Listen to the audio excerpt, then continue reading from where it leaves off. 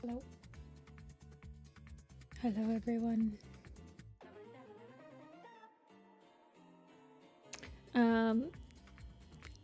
It might be a tall ask, but I'm gonna try to finish this part today. It might not get done, but I worked on it yesterday, like, frickin' nonstop. My hand was hurting. I think we can do it.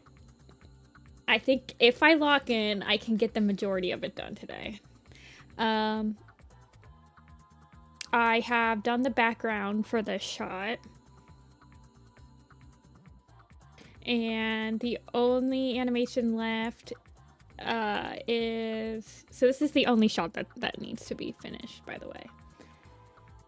So this is the only shot. Let me play it. So I just need to finish the last couple of frames of Root Spring. I got the Bristle Frost animation from A. She cleaned it up, like the running animation. So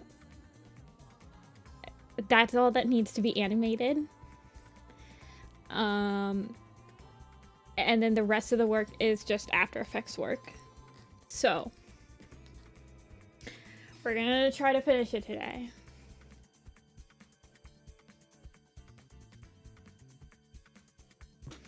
Hey, Agnolia.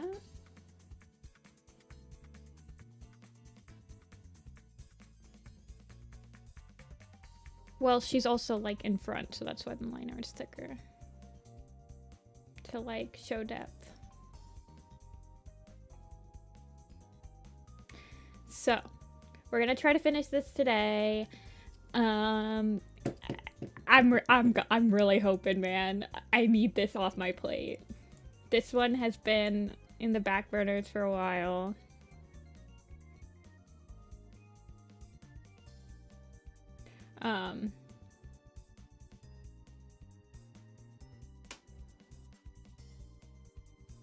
So yeah, I just need to finish up these Root Spring frames.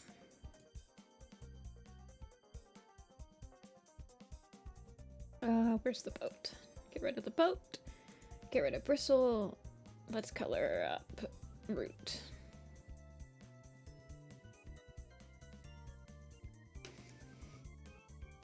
Nice smear frames. They're like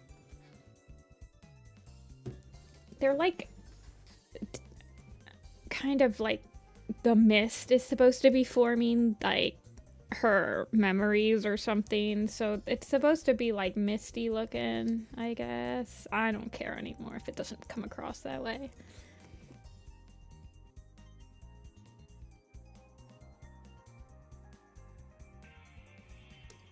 Okay.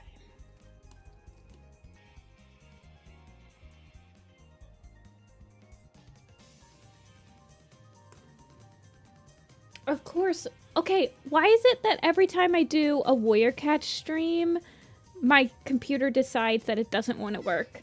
But whenever I do a commission stream, oh, lo and behold, you only drop like 100 frames. But no, every time that I do a freaking stream on Tuesdays and Thursdays, it's like, what if I drop 10% of your frames today?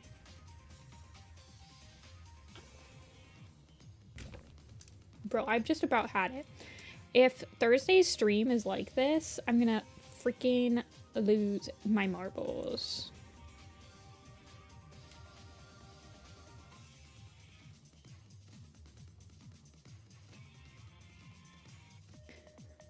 I don't think it's my computer. I'm almost positive it's my internet.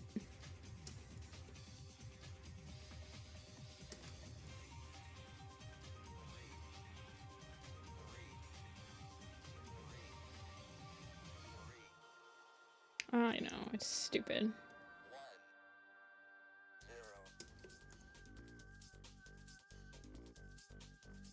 I am streaming at half the upload speed that I can potentially do. I don't know why it's just being like this.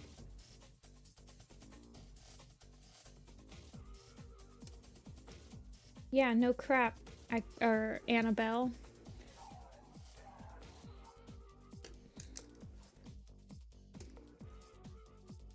I didn't mean that to sound like I'm more frustrated at my internet than you. I'm sorry that that came across as being frustrated at you. I'm like, ah! Whatever, man.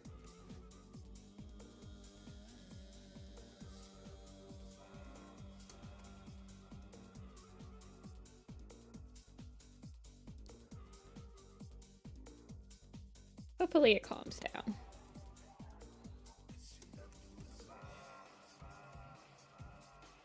No, it's a consistent problem. It's because I first of all, and I know it's starting to sound like an excuse at this point, but in my current situation, I do not have the ability to connect this computer to my internet via cable, so I have to stream via Wi-Fi, which is already like one of the big no-nos you usually do when you're streaming, right? You almost always stream with Ethernet. It's just a lot more consistent. You just get better consistency, like it's just better.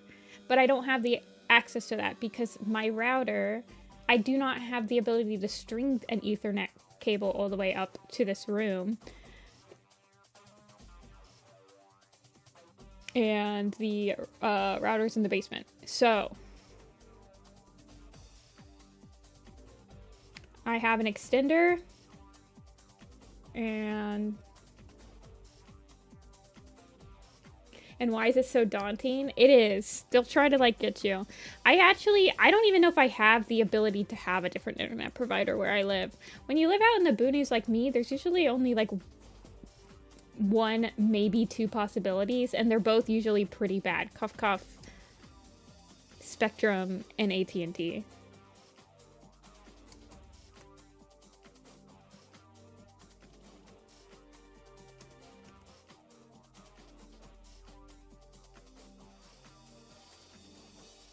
We will see.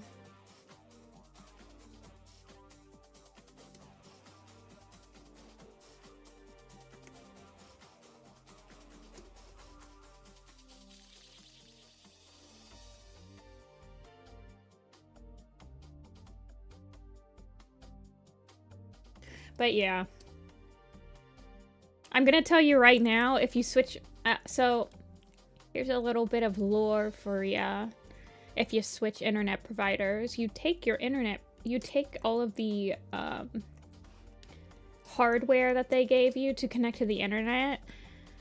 In order to return it, you take it to the UPS store, which I used to work at.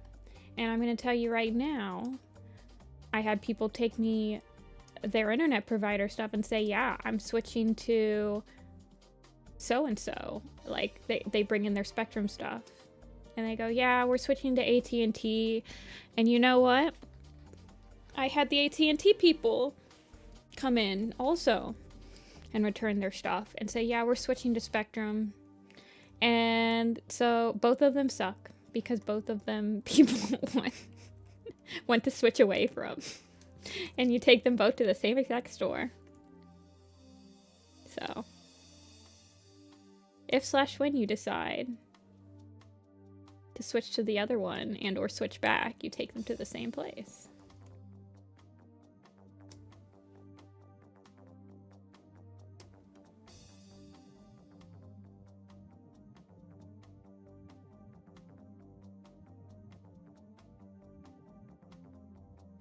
Yeah, I don't know. I mean,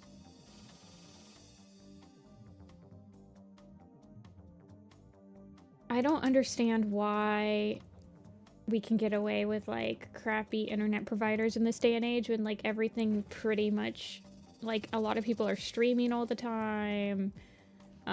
Technically when I'm streaming to you guys, I'm using my upload data and not my download data. You guys are using your download data speed or whatever, your download speed, but I'm using my upload speed. which is typically a lot lower of a bandwidth than your upload speed.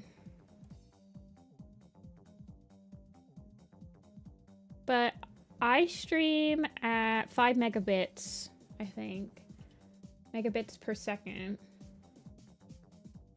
But I technically, when I do an internet test, I consistently get 10 megabits per second upload. So I don't know what is wrong.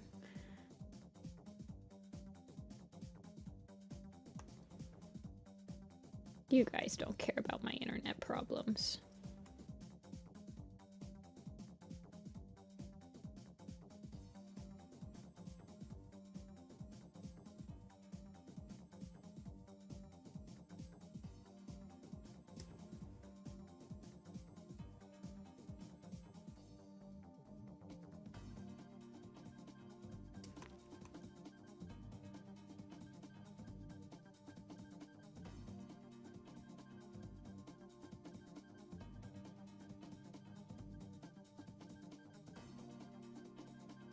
Do I want that other side?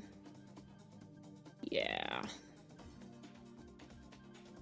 I want that other side to have a marking on it.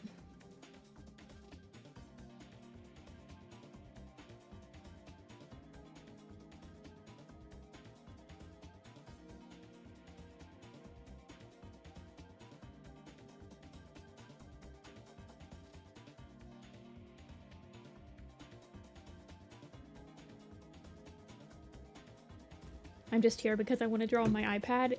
Use me as background noise. Be productive along with me. That's what I always tell people. If you need someone to make you feel guilty that you're not being productive, that's my number one goal. Not really. You never have to draw. You shouldn't force yourself.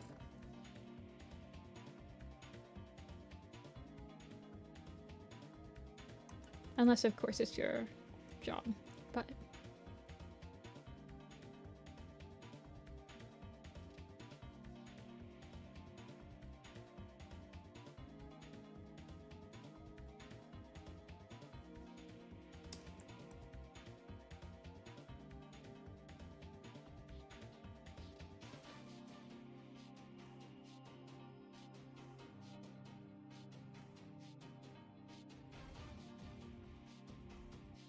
eyebrows.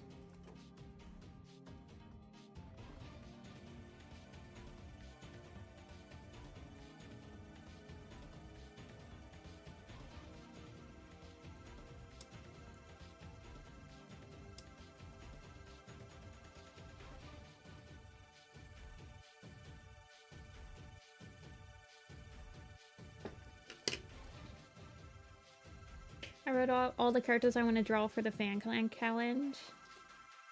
That's as productive as I've been today. Hey, draw one. And then you'll like be like, wow, I finished one.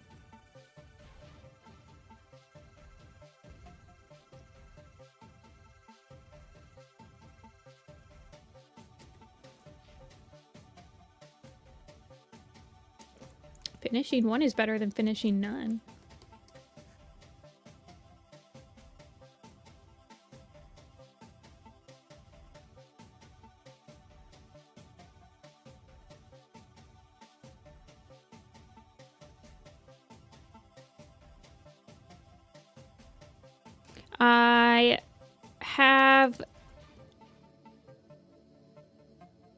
I'm hoping that I just hope the stream. I'm gonna restart my whole entire internet again before Thursday's stream, like on Thursday. And hopefully make sure that it is as fresh as can be before that stream.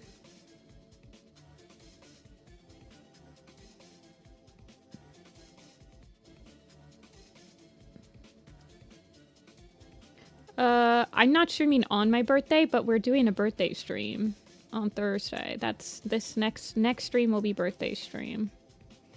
But my actual birthday is the day after.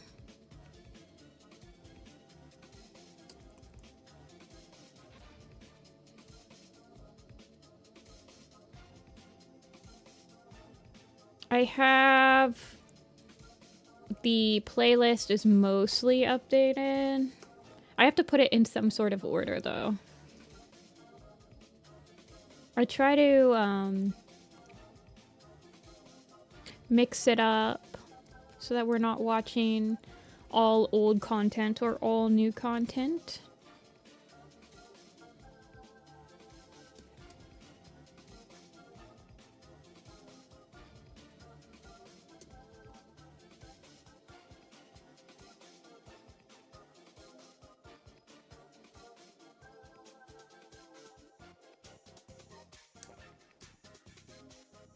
Thank you.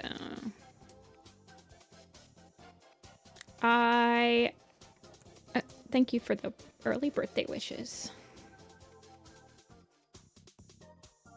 Sure feels like I had a pretty good year overall, except for this last week I feel like is trying to like make sure that I have a little bit of annoyance right before my birthday, just to get it in at the very last second.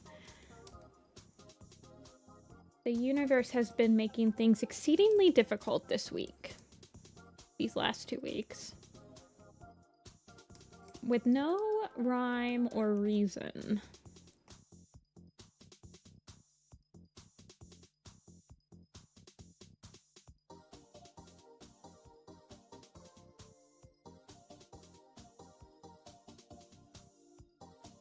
Wonder how long Roo's been. I love, honestly, I love my Root Spring because he's all primary colors. He's got his red, blue, and yellow. I don't know, he's very appealing.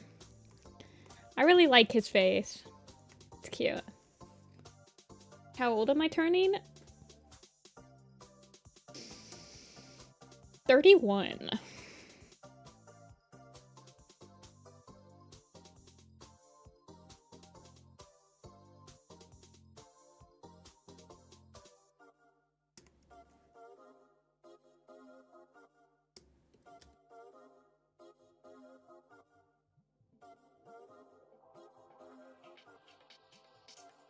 The singular green leaf. Yeah, the green leaf is from his father.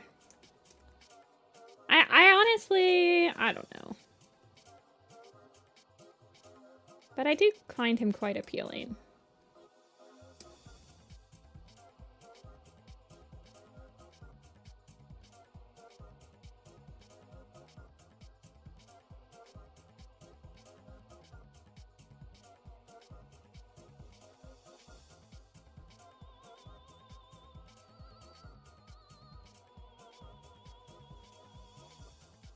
I think we're listening to the same playlist we listened to on the commission stream. I don't think I got a copyright strike from it, so maybe I did. I might not have been paying attention, but I like it, and I need some like nice, productive, kind of upbeat music to like get across the finish line for this.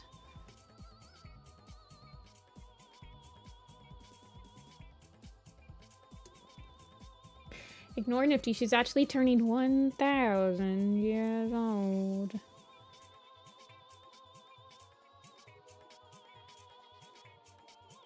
Something like that. Just certainly how I feel. I got a Dr. Pepper for the birthday stream.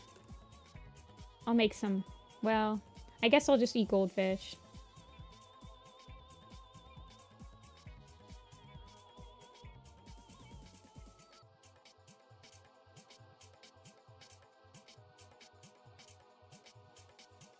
Yep, Root Spring definitely gives main character vibes, for sure.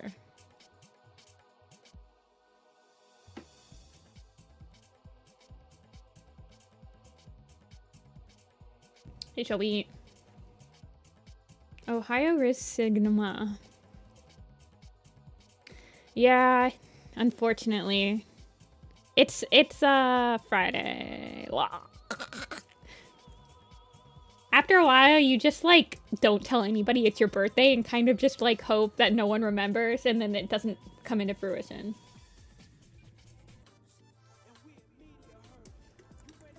This is what I've learned.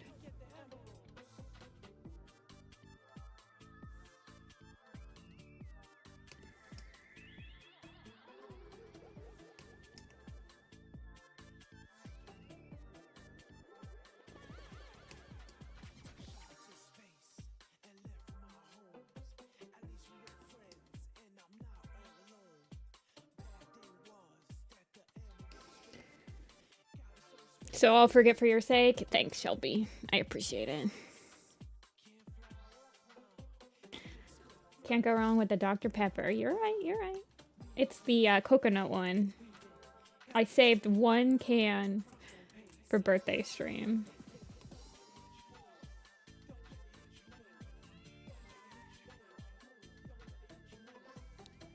Y'all, can I tell you what aggravated me the most yesterday? So I get a response back. This is full disclosure, everybody. I got a response back from my enamel pin maker, right? And I had been waiting. So the last time that we responded was at the beginning of this month. After they sent me the original enamel pins and I wanted Dove and Ivy's colors changed because I didn't like how Dove turned out. So that was at the beginning of this month. I heard nothing back from them for 3 weeks. 3 weeks I've been waiting.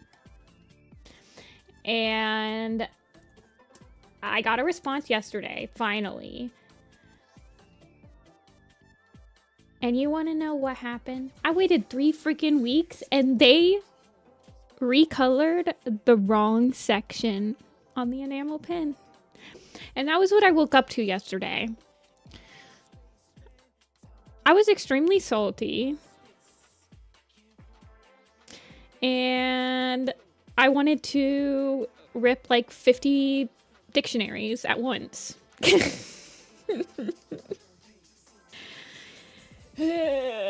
So it's going back for revisions again.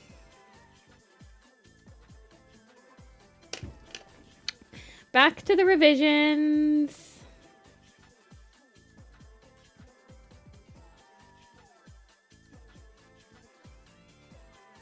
Yeah, you guys want to see? I haven't shown you any of the Dove, Wing, and Ivy one because I haven't liked any of them.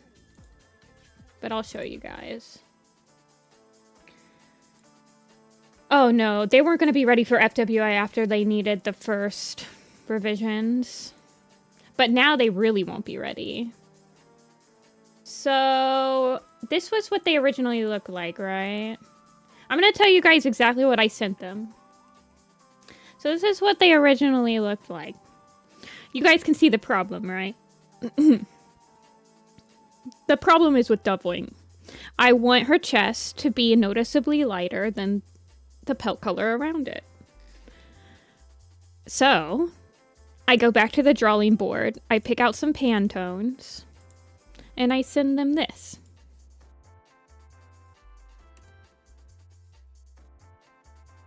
I send them this. This is my revisions. I go, hey, let's change this color into this color. I also send them this picture.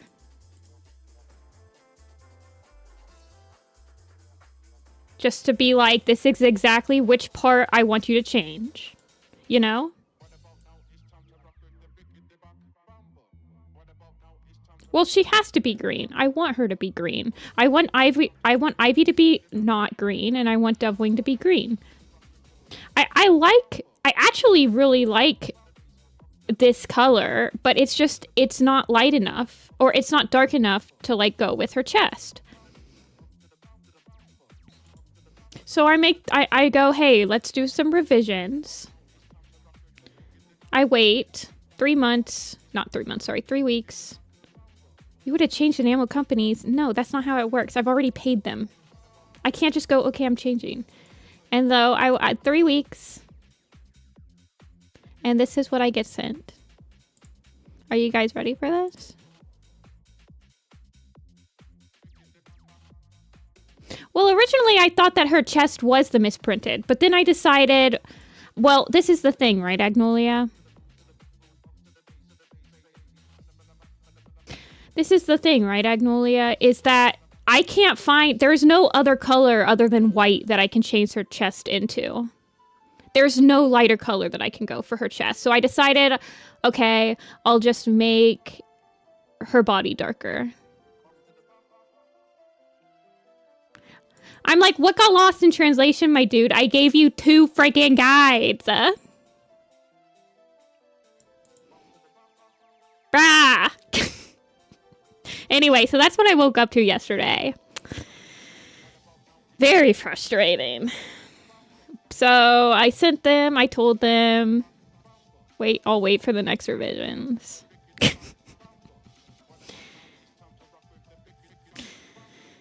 They changed the chest color to the darker color, even though I clearly had said change the color around it.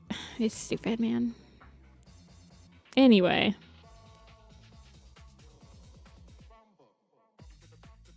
Yeah, they changed the chest color to the color that I wanted her main color to be.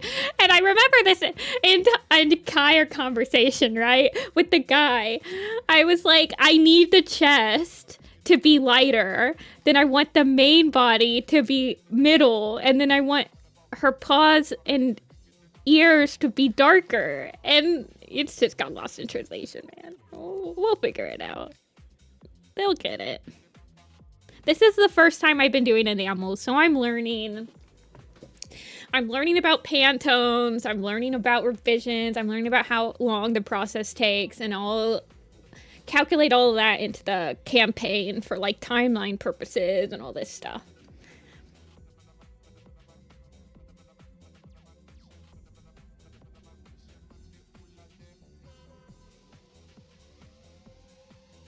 Waiting for Zap to respond to me, correcting my address. Did you email like info@Zap or whatever?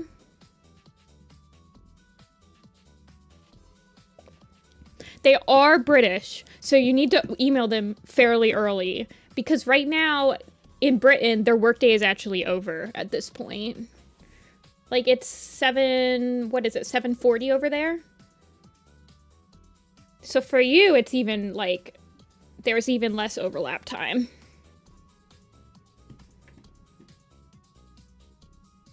Quality issues? I haven't had any issues with quality.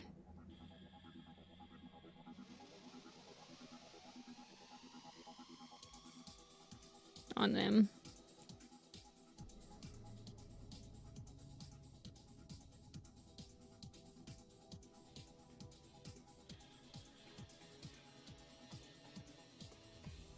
No, I haven't launched it yet. They gave me some charms with print lines? That's crazy. Full disclosure, I only buy my charms when they're buy one, get one. So then I can get 200 charms for the price of 100. Otherwise, yeah, they're too expensive. But I get like the eco-friendly, like eco-plastic and all that stuff. But they do have really good deals that go on pretty frequently. Okay, let me export this. I think it's done. But yeah, the Kickstarter hasn't launched yet. You guys will know when it launches. It's gonna launch probably either at the end of this week or next week. Because I want it to be... It won't be launched, sorry. The launch page will happen. It won't be ready to like pledge, but you'll be able to follow the project. Because I want the project to be able to be followable when I'm at FWA, because I'm going to be giving out promo stuff for it. And then it'll launch like maybe a couple weeks after that. I haven't decided exactly when the launch is going to happen yet. I would really love to have the enamel pins in my hands before we launch, just so I can take some pictures of them so that people can see what the quality is going to be like, you know? So we'll see. Okay, let me export this. There are a lot of random stuffs here. Okay. So root can all go into one group. We'll do shot 3 root.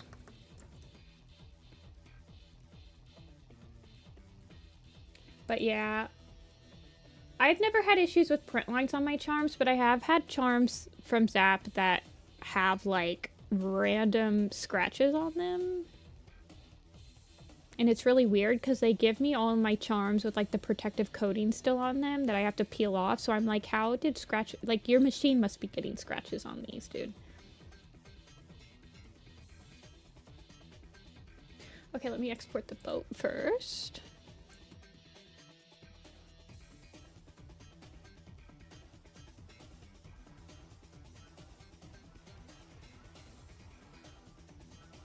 Shot 3 boat.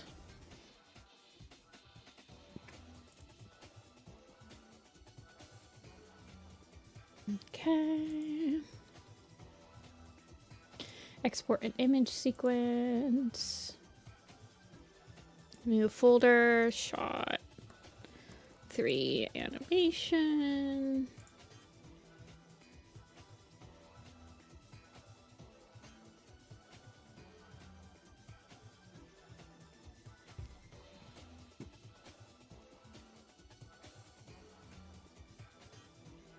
Where's a good place for someone to get charms if they're just getting a single? I know that some people will use Vograce. Vograce will do single charms, I think.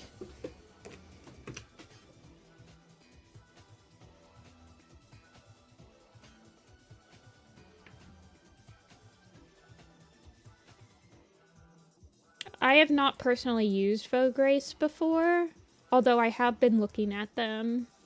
I think that their turnaround time's pretty slow. But like... And I have no idea what their quality is like. That you can attest their quality, yeah. A lot of artists will use Vograce. There's other places, but I can't remember them right now. Like, I'll probably start switching to Vograce eventually. But...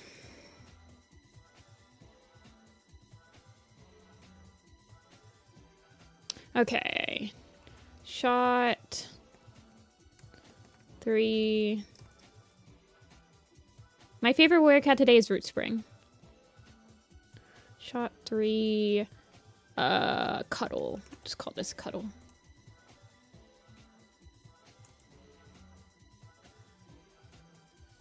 This is gonna be a rough AE file, by the way.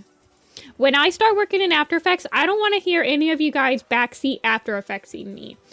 You're gonna have to deal with the fact that I just bang 2 rocks together in my After Effects until something works. And any of you guys that are compositors in here, you better look away because you ain't gonna be happy with the way I'm gonna be doing this.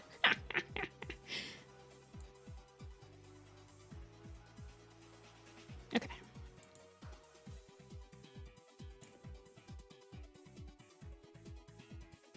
Does mailing orders ever get overwhelming? Not to me, but I did have experience working in like packaging and stuff, so. I have heard that some people will get overwhelmed, but like online orders, I've never had. I don't know. I've never found it overwhelming. Usually if I just have a lot of orders, I'll just put on a YouTube video and just like bash it out to like a 2-hour-long YouTube video.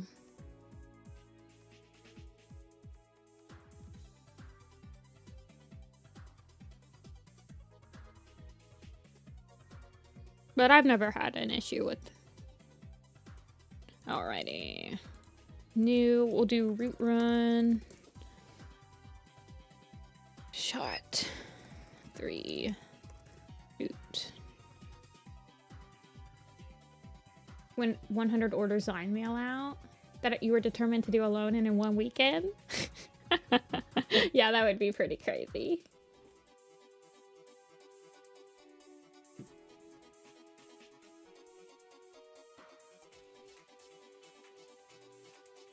Okay.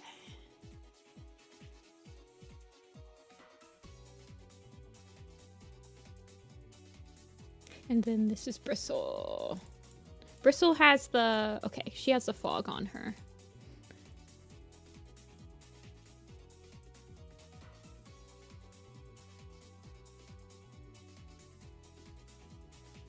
Bristle. Shot 3.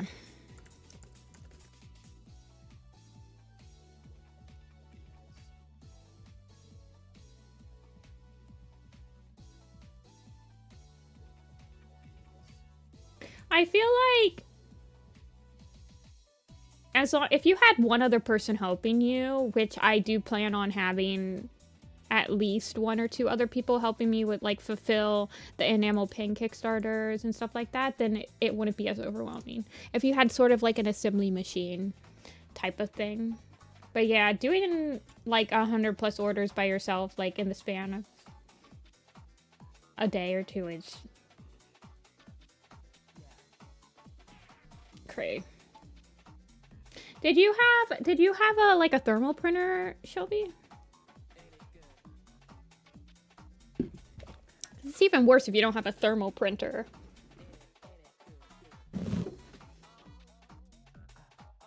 Oh, you have different tiers. Okay, okay. You use the one at work, okay. Because that could also get annoying if you don't have a thermal printer and you have to like, you can't just like slap the labels on as well. Okay, it was before I quit. Man, like, freaking time flies. Okay, we're opening up After Effects, everybody.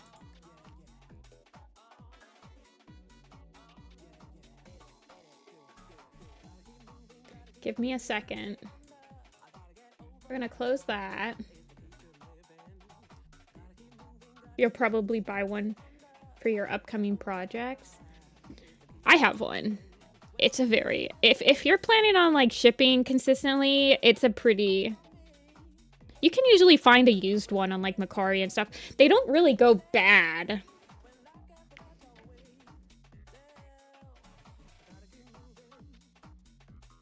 After Effects gonna lag the stream? We'll see.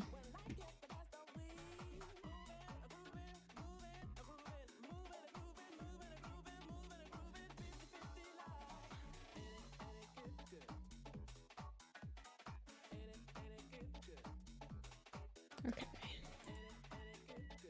This is... Do you guys want to see the whole thing? Or do you want me... You guys don't have to see the whole thing, right? Can I keep chat on stream, or do you want me to not even show chat?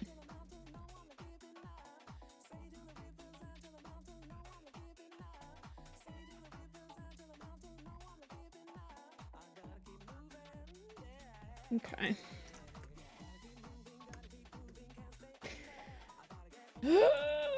Okay. Let's see how my frames do.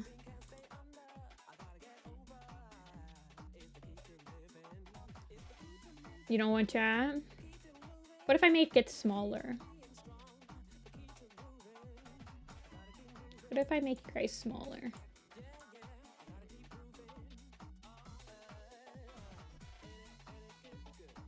I don't really use this upper corner anyway. Like, this upper corner is just like the align buttons and stuff, so it should be fine. Most of the work will be happening on this panel, and this panel. Yeah, we're about to witness a fight with After Effects for sure. Okay. So this is what I have so far.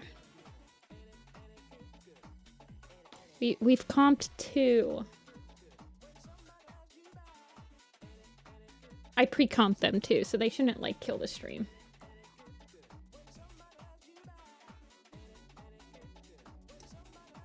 Hold on. Is there a way to like tab into full screen? No. Okay, that's great. Thanks. Really appreciate that, After Effects. Yeah, so these 2 are comped. So we just have to work on this shot.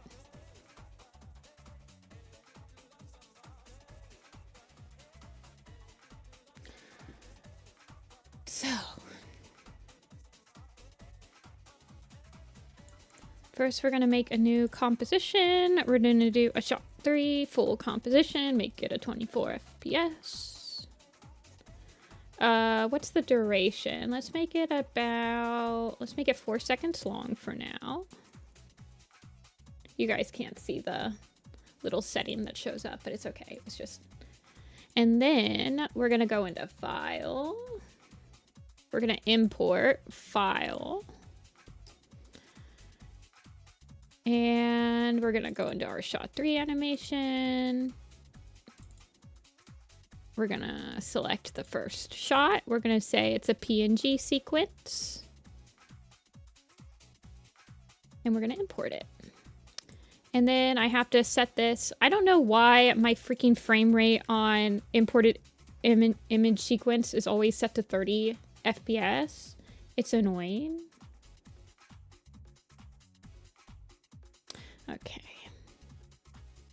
Let's get the painting in here.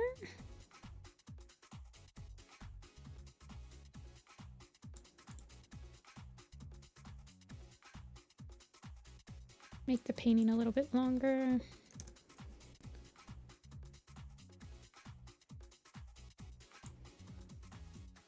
The cool thing about After Effects is that you can import frames. You can just import a Photoshop file and it'll immediately like have them be editable.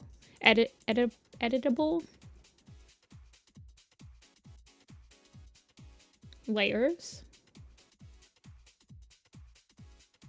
Okay. Let's get the cuddle in here for now. Yeah, I'm gonna type in new composition. We're gonna do shot 3 animation. Pull that up. We're going to throw this in here.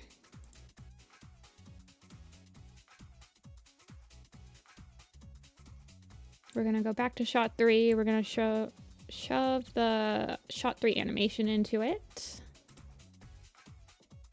Let's import the other animations. Import file, root run.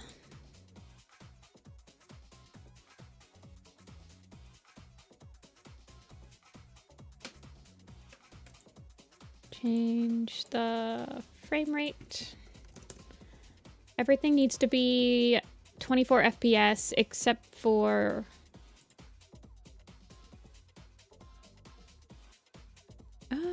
actually, I think I might need to make these. Hold on. Let me interpret this footage really quick. I need to interpret this footage as 24 FPS. Interpret main 24.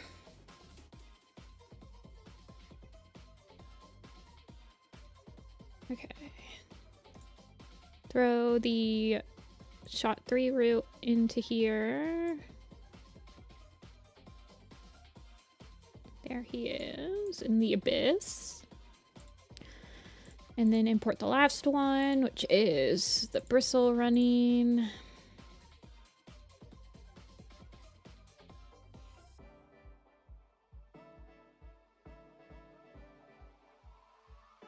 Interpret this as 24. Interpret this as 24.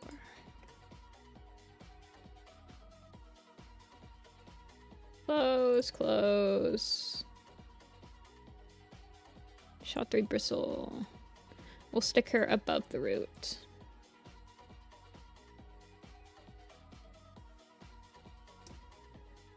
There they are.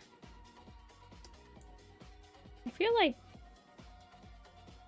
Oh, you know what happened. Okay, because I did this, I need to up the duration of these guys as well.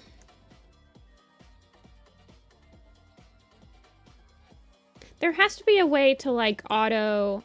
I'm sure that there is a way to be like, hey, when I import image sequences, I want them to be set at 24 FPS interpretation, but I don't know how to do that because I haven't looked it up on Google. So we're just gonna do it the hard way today.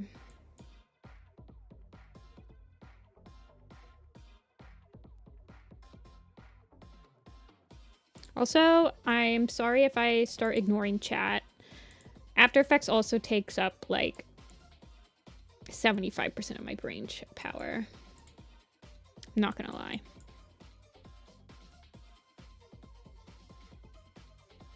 Okay, maybe that'll work. Yep, that looks good. And we already put that in shot 3, right? Yeah. Paintings need to be bigger.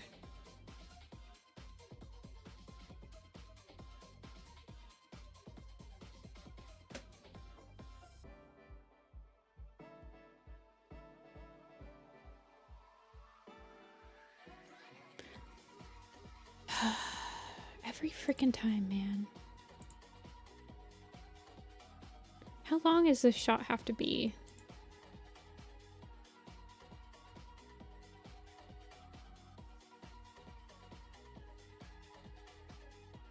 It goes...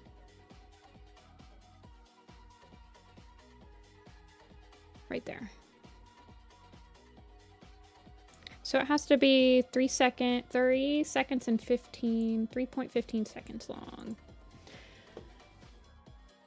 After Effects lock-in time. Yeah, well, you know. Okay, hold on.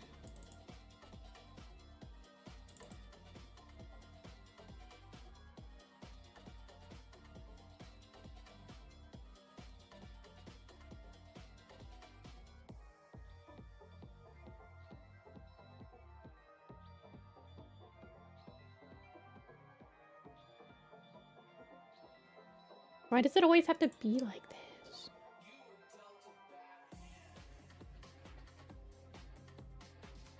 I have to change all of these manually? There's got to be an easier way to do this. Whatever, man. I'll figure it out later. We're just brute forcing our way into it. This is the Nifty-Senpai way. Unsure? Okay, there's the background.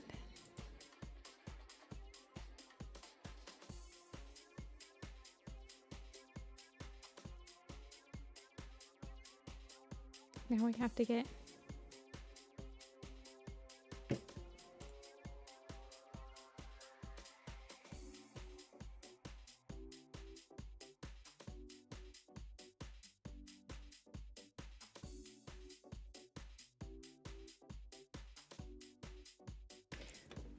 See ya, Shelby. I miss you too. I'm sorry, I've been so freaking busy. I promise after FWA, my life will get so much calmer. I'm a bit new to animating and overthink everything. I hate realizing to get started, you need to actually draw. Yeah, that is the first... This is like, what I'm doing right now is the exact last... It's literally the last thing you do.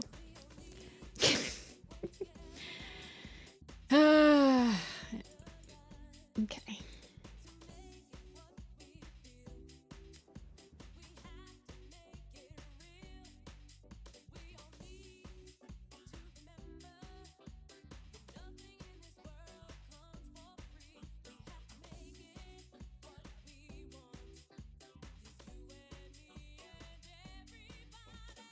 Three.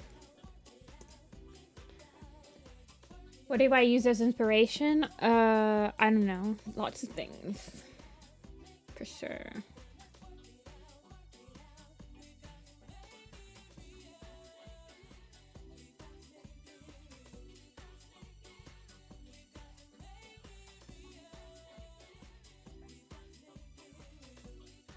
Why is the water like this? Expand.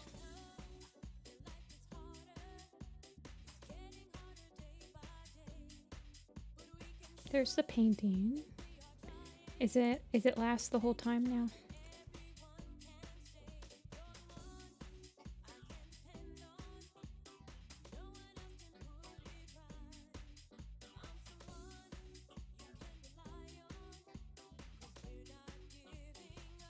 Yep. Okay. Now let's add the boat in.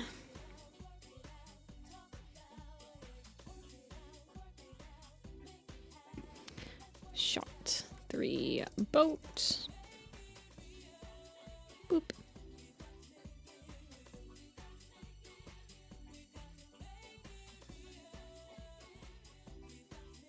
Boat goes underneath the raft waves.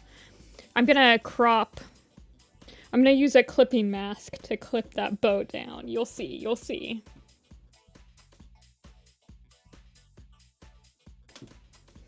I can't tell if this is the most fun or the most annoying. I mean, some people really like making it look like come together. Like, oh yeah, it's all coming together. A lot of people do really like using After Effects and stuff. I'm very satisfied when I can actually make something look decent.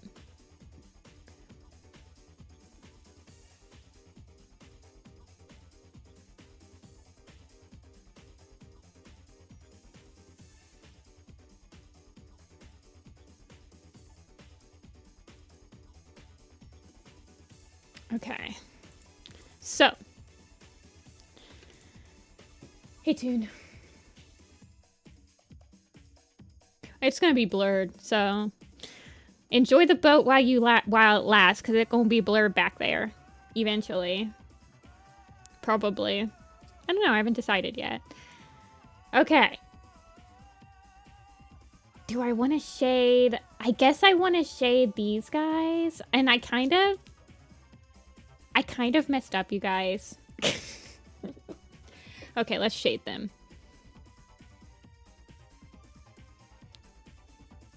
So these are all my guys.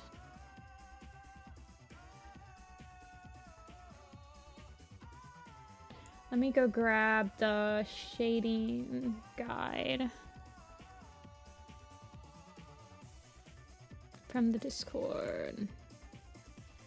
The cool thing about After Effects is that you can eyedrop from anywhere on your computer.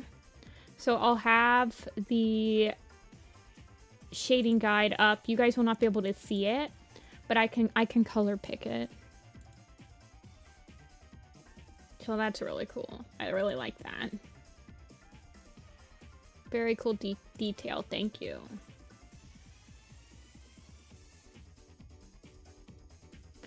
So first we're going to do a new solid. I'm going to color pick this kind of grayish purple. And that's the main shading, and they want it on multiply at 40.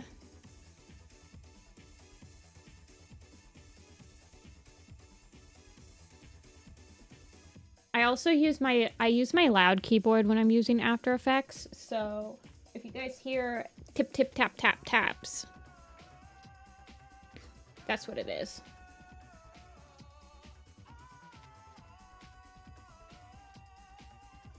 Okay. I'm gonna copy paste the cuddle. I'm gonna stick this down here. Track mat right here.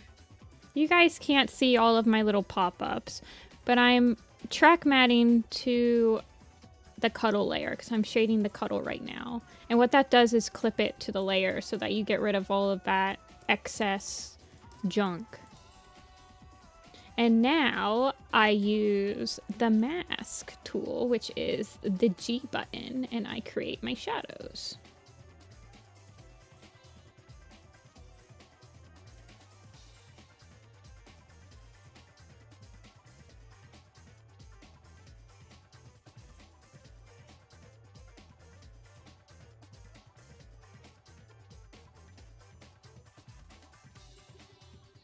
Whoa.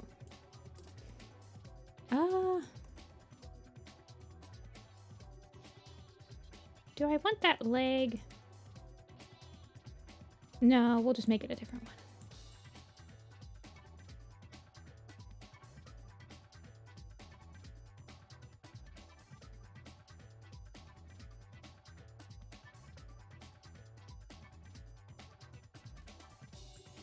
Let there be light.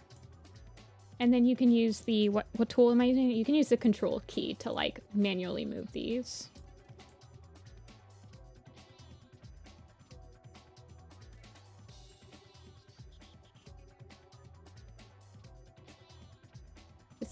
This is the annoying part, by the way. The thing about After Effects is that it's just very tedious work. there's no text tutorials, like for After Effects. I feel like it's because it's really hard to... It's really hard to explain an effect in After Effects without actually seeing it in motion sometimes. But there are a lot of good video tutorials, yeah.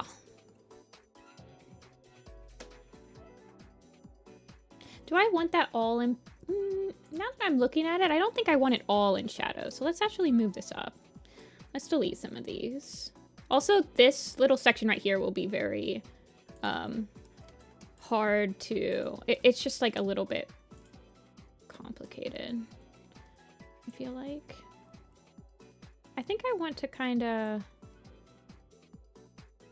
Maybe actually... If I delete all this...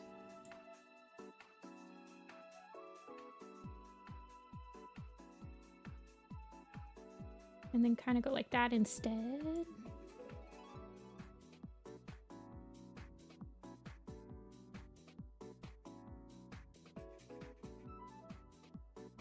This is when it would have been very helpful to have Roots bring his back legs back here. It would have been very helpful for me to separate these two layers, because it leads to a lot more just like finagling you have to do on this line, but I don't know if I'm gonna shade any of that. I think I think I'll clip mask his the back legs.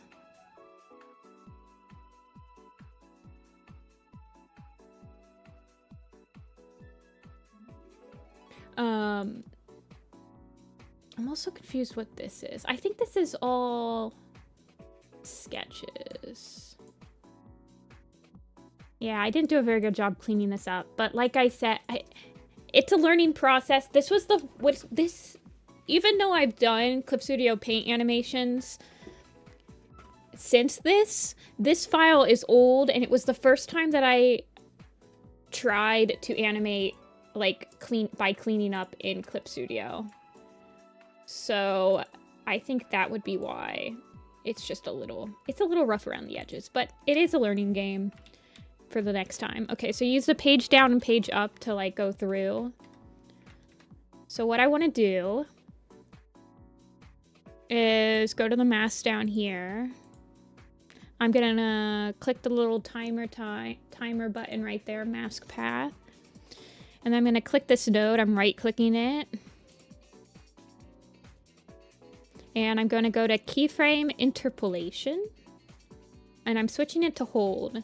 And what hold does is that it holds that exact frame until the mask moves. So I go to the next frame. And then I can click on the whole mask, kind of move it up like that.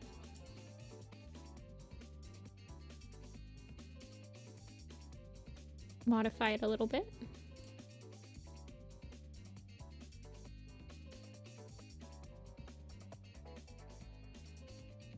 I'm just kind of cheating right here. I know it's a little bit cropped in there, but yeah,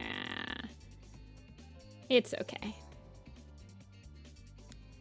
And so now it only moves once that keyframe hits it. So otherwise it would kind of like tween itself up there.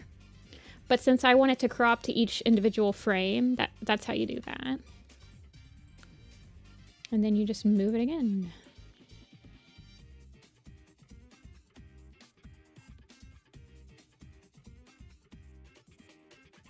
And you just keep doing that until you got the whole animation.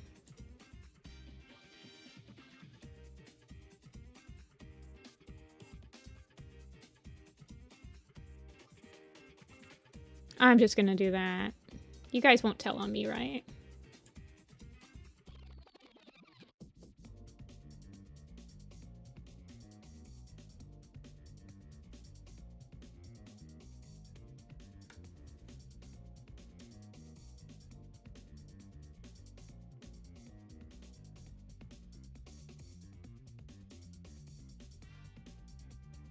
Wait a second.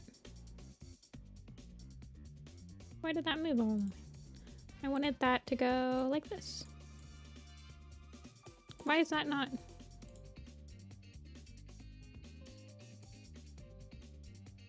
adding another mask. See, this is the other thing with After Effects. You kind of have to go with the flow, because every once in a while... I think I have to click the node.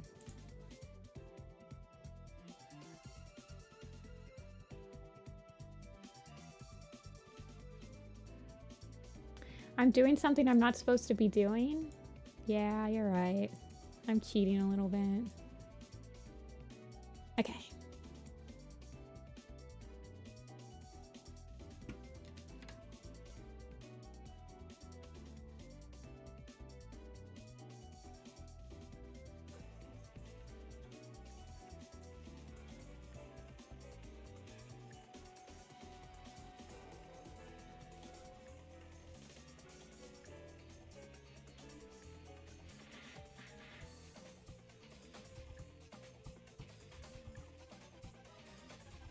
Very good. Now she goes down.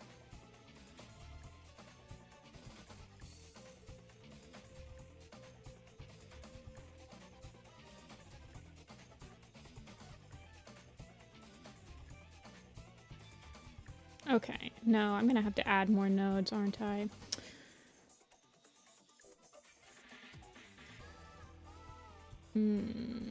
Very confusing.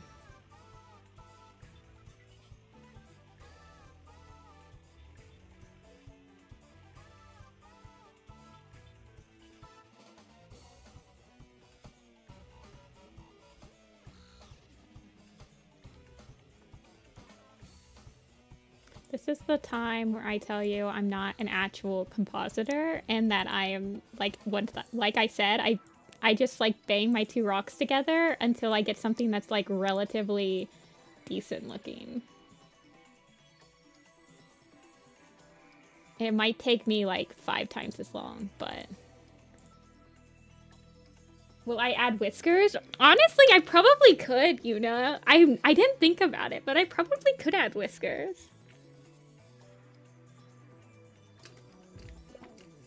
What's the difference between this and shading itself? I think that it's a little bit, like, on it. I know you guys think this is tedious, but I honestly think that shading...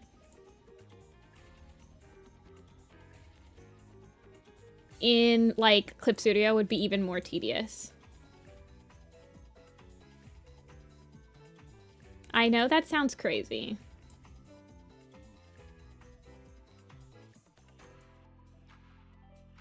But I honestly think I'm saving myself time.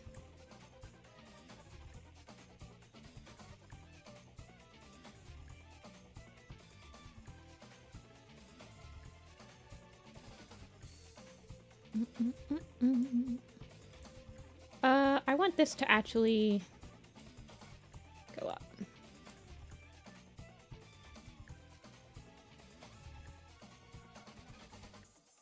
Dude, meat eating bees were so Thursday. We're so past meat eating bees.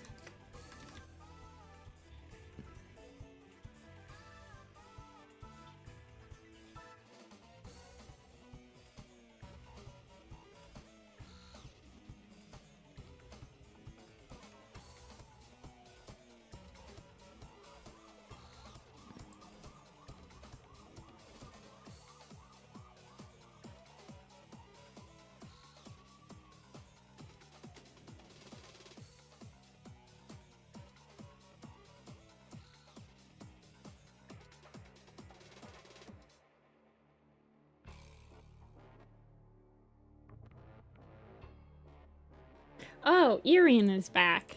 Aaron.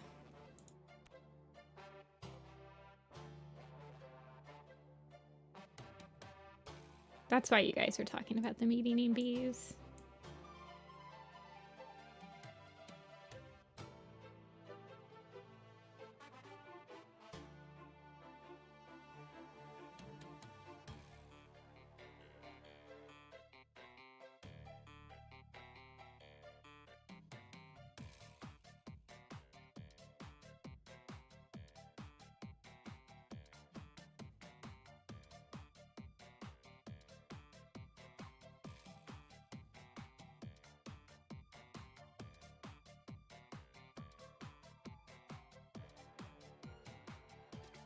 The red ruffed fruit crow.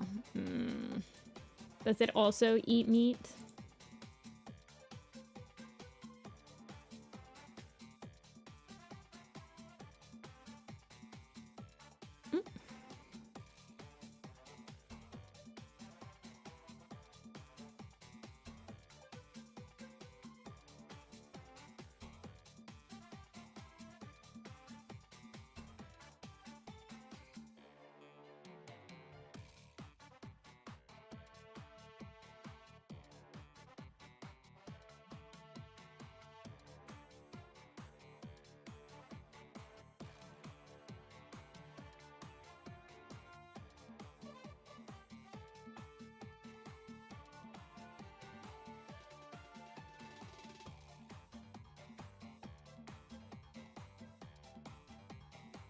Am I doing anything today? What does it look like I'm doing?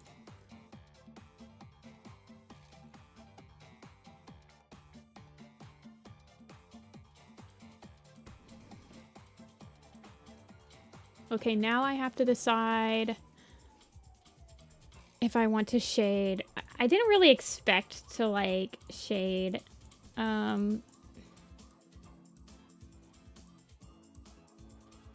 The fog. I'm not sure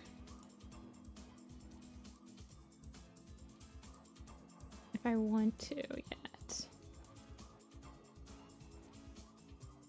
Well, I don't have to worry about it because it's not on this layer.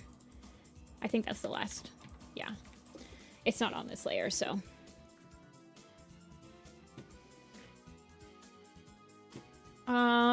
Bristle Frost and Juniper Claw are not my designs, but Root Spring is. Yes, he is my design.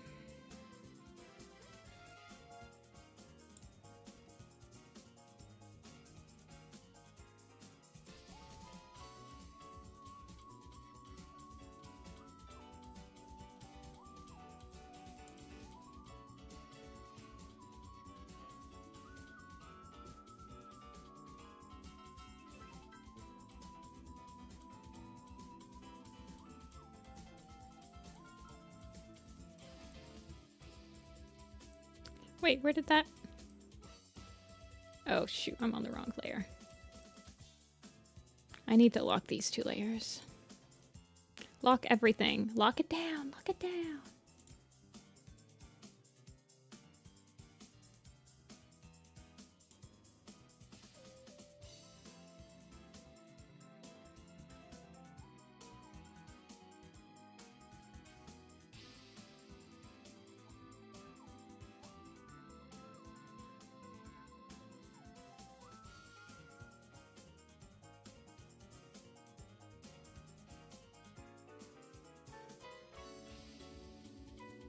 Masks.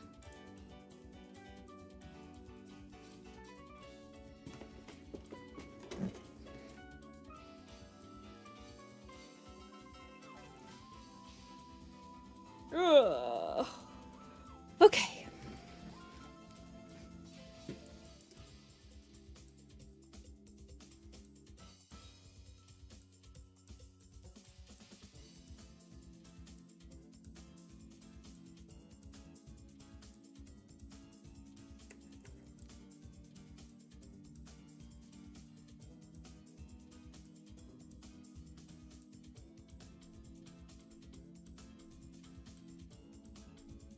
It doesn't matter. Well, I want this to be in.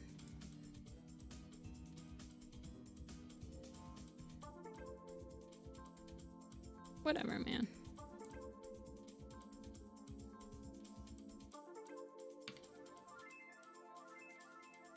See, this is why. So if I don't do the hold keyframe, it'll just like merge into that.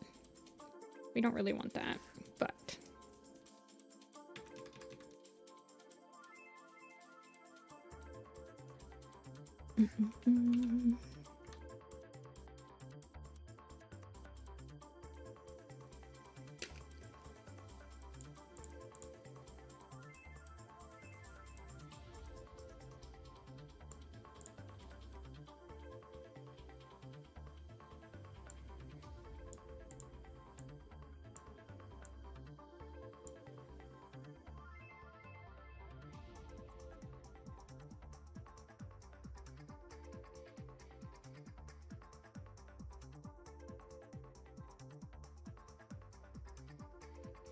I think I'm gonna make that back leg also in shadow eventually, so it doesn't really matter.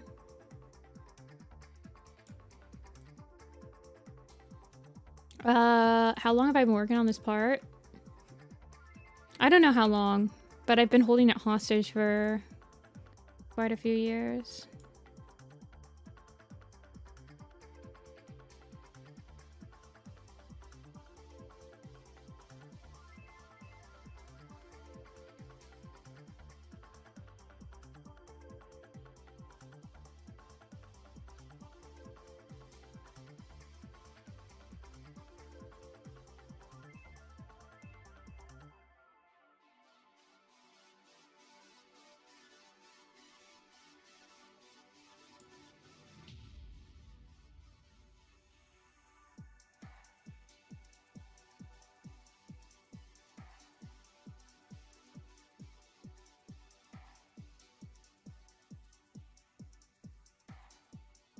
Trying to decide whether I want that. I guess I want the whole entire, his whole back to be in shadow.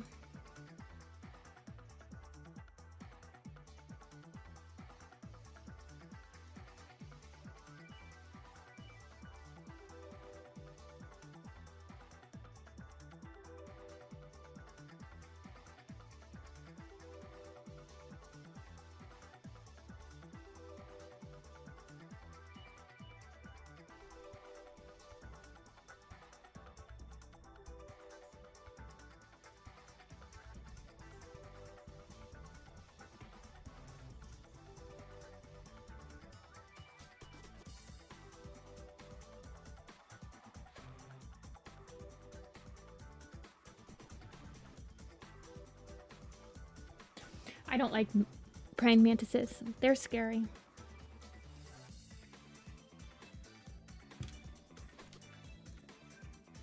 They are very scary. They will latch onto you and they will not let go.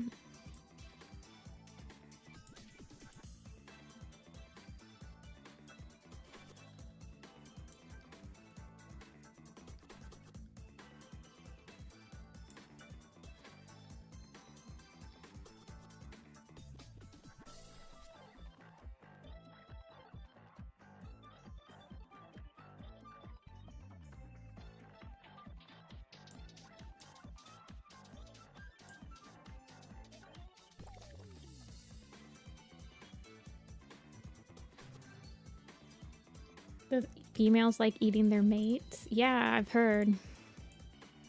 They're scary.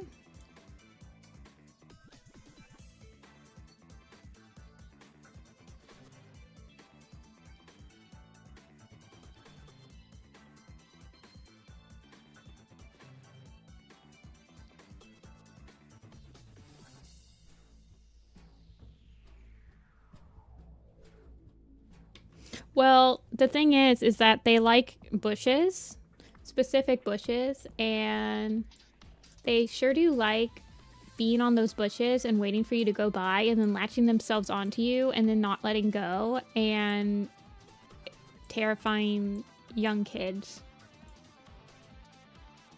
They sure are a bunch of pranky pranksters.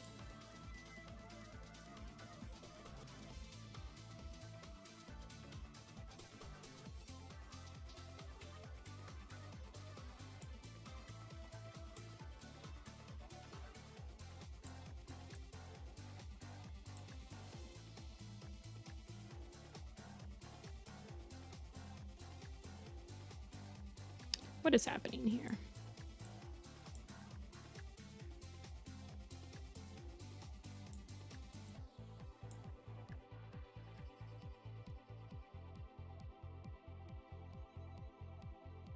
They just like hanging out most of the time.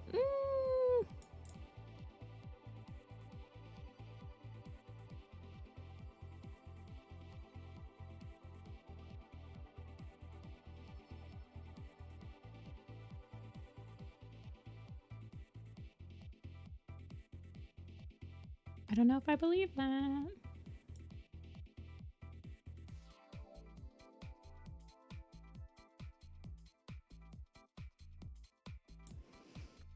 Okay. I don't think I did. Yeah. So do you see how this is like constantly moving? That's why you need to do the keyframe interpolation as a hold, because then it only moves when you want it to.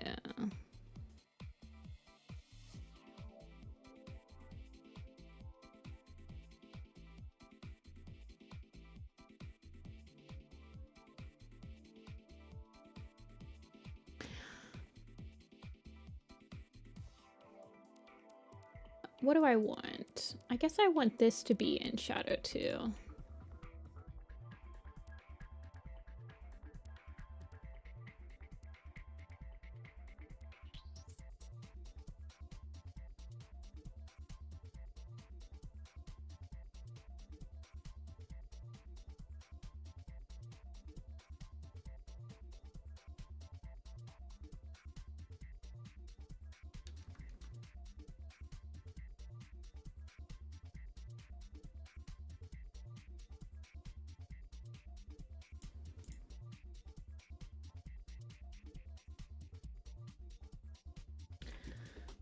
Marinin!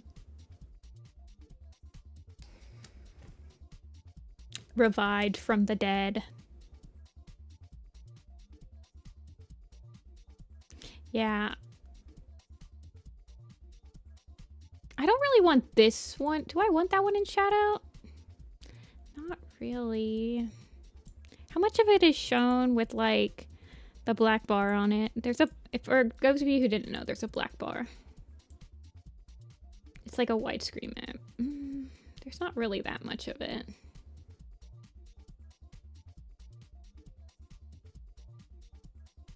I definitely want this back leg shaded.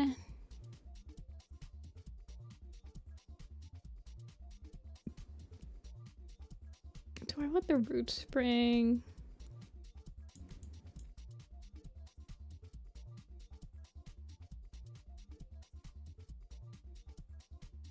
Yeah, let's do that one. In case you guys didn't realize, so like for example, this shot.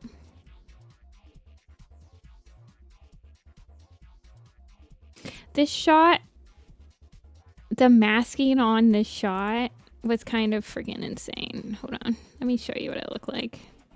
I had 11 masks. I did that. So right now, I've done this twice, right? There were 11 on this shot. So I'm nothing if not persistent. Oops, wrong one.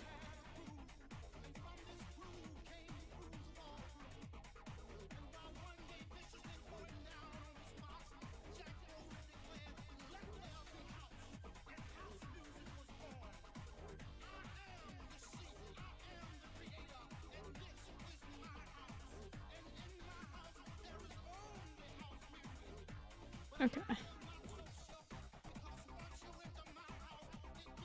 Wait, Marinin, how many maps are you hosting right now? If you don't mind me asking, I also lock these after I'm done with them.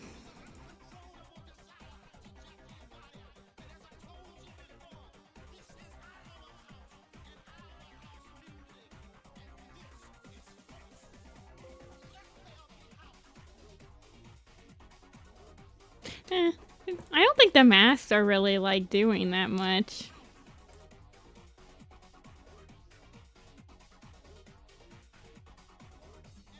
This PC was specifically built to like withstand After Effects though, so definitely helps.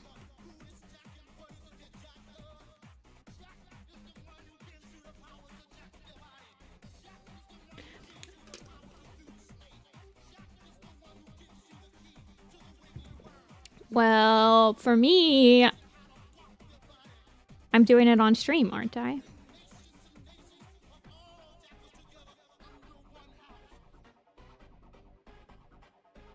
This is how I fit it into my schedule. I stream it.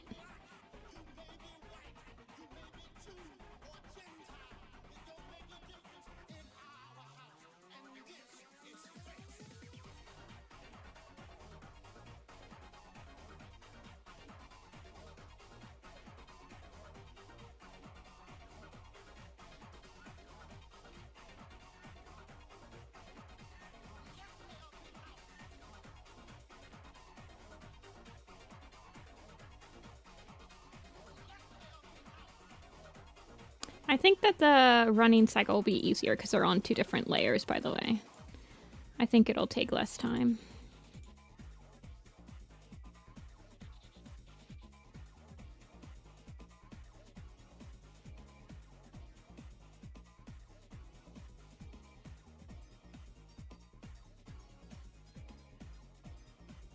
Okay, and then if you don't need it, you simply just go like this.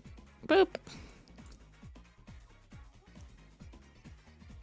Although I think I do kind of want it right there, don't I?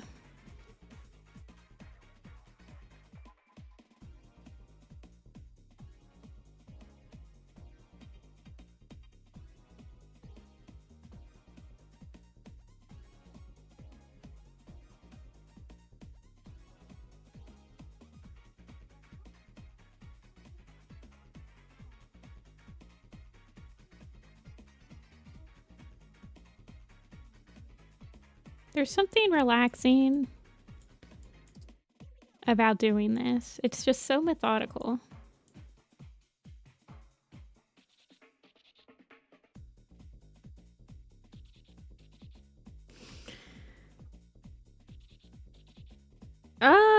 For me, I find it honestly easier to do it in AE because then I don't have to worry about my line art being all wobbly and stuff like that.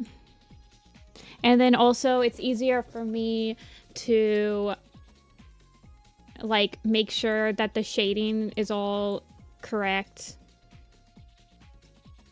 Like the masking's correct and all of the effects on it are correct.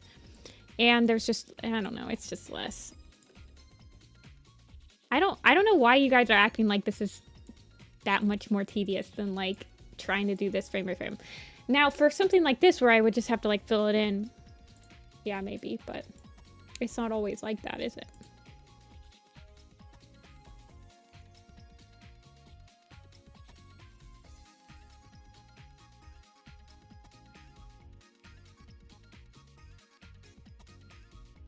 Plus I'm learning After Effects. I know how to shade and animate Clip Studio, but I don't know how to shade in After Effects, so.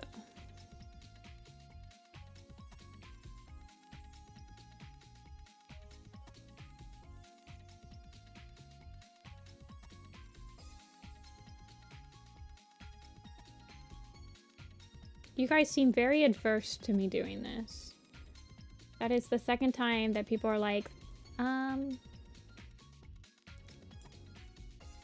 why aren't you just doing this in Clip Studio? Just chill and relax. And enjoy my madness.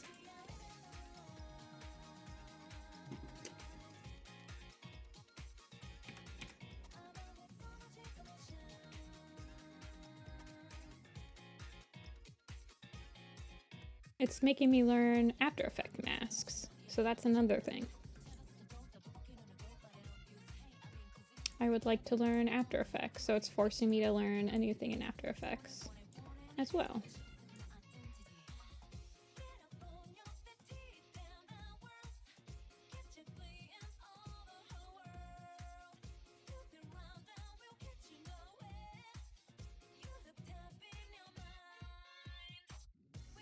All right.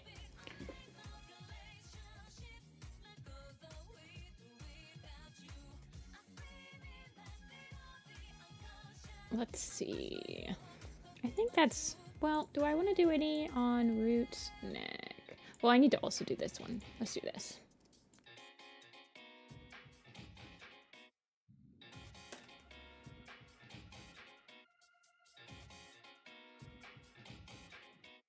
I mean, with this, I'm kind of just filling up his back legs like I would. But for something like this,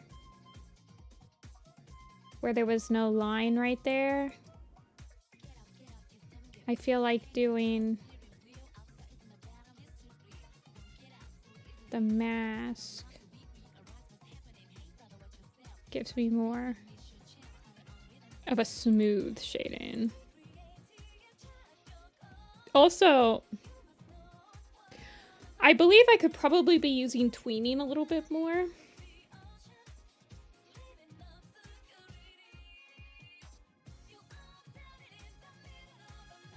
I don't know.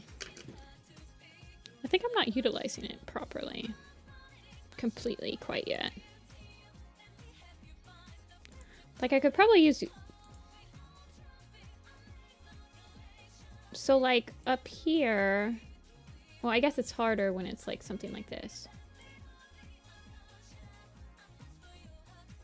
But I could just hit the keyframes and then I could just modify and I could use the tween before I set it as a hold to kind of mock the lines for me. That's a thought.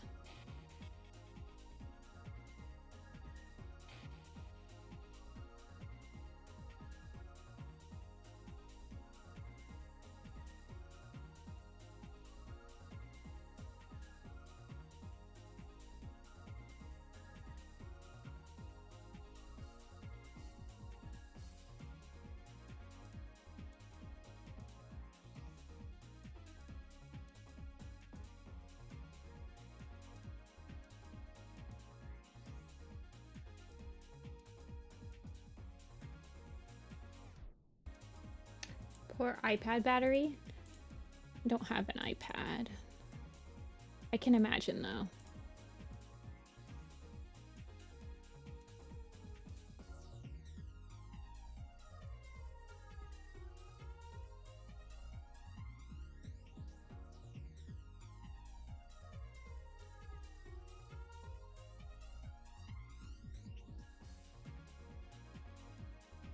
I get overwhelmed with this setup alone. How long have you been knowing the programs? After Effects? I think the first thing I did in After Effects was... I think comping my Roxanne part, my main one. And then I did Rolling Thunder, I did in After Effects to test mainly the 3D camera and just like general effects that you can do on that program.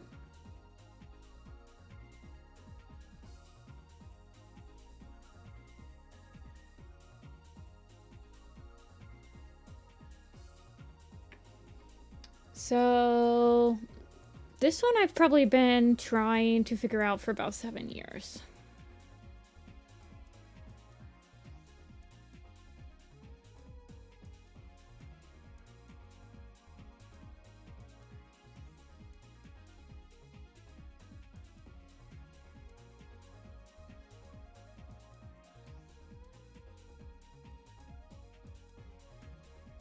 Yeah, I think I want... Well, let's do the other thing that we do, which is... After we've done all the masking, we do another solid of the same color on a different layer. Get the rectangle tool, invert it, feather it. And then what did I do for this other one? For the shot to Annie. It's on multiply just 100. Really? What did I do for shot 1?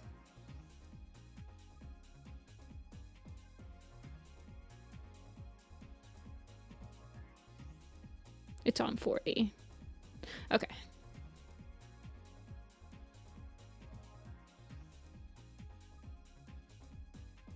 Clipping it.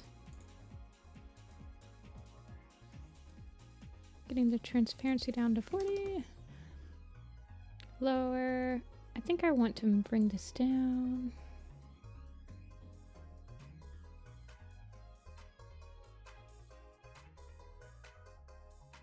And then I usually do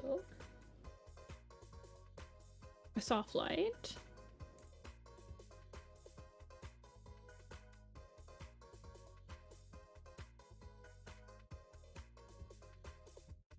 at 80 with the color that they pick.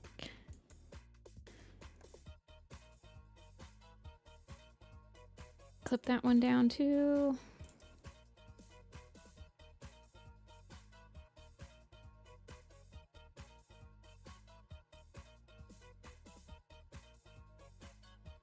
See ya, Marinin. Thanks for stopping in.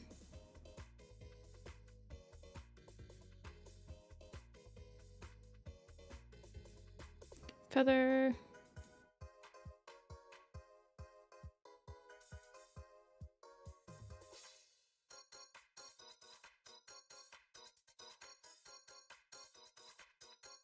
I think that's what I did for this one. Yeah, and then there's a little bit of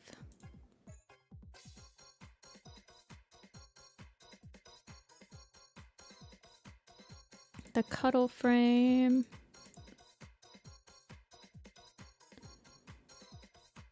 Has an inner shadow,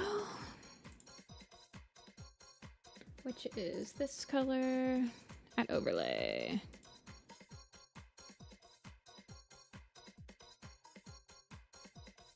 With 100%.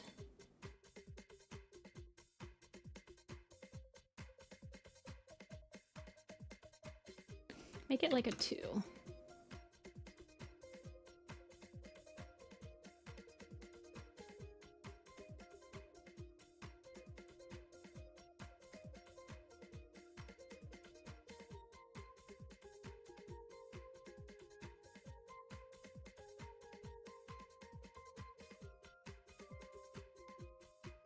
I don't like that. Hold on.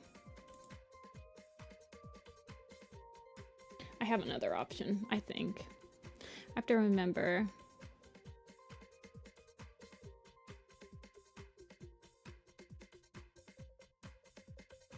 Has it always been like that? Yeah. See, this is the other thing. I don't know how to get rid of all of this artifacting. This happens when I like import from Clip Studio. Because the artifacting was there before, and now it's just even worse. Because I think, did it happen on this one too? What did I do for shot 1? To make that go away? I mean, look, it's still on him. So what did I do to make it go away on the final?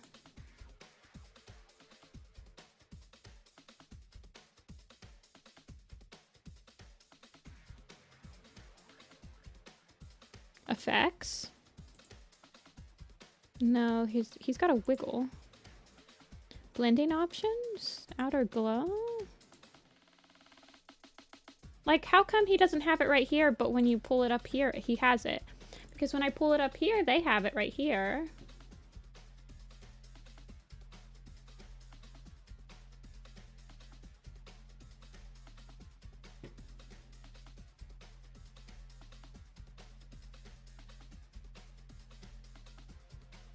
Choke? Distance? Noise? Use global light? You guys see what I'm talking about? Like, how do I get rid of that artifacting? I know that I usually do like an inner glow.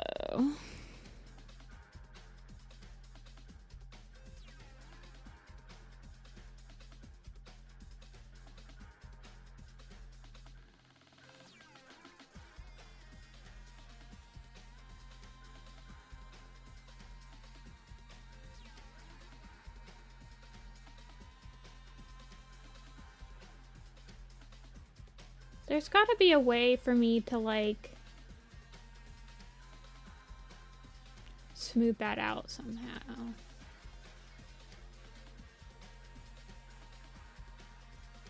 So, like, yeah.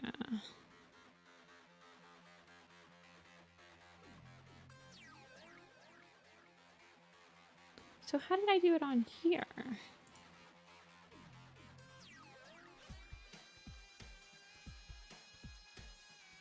Where I no longer have it. Effects. Transform. Blending options. Teach me your ways, old effect file. She kind of has it a little bit.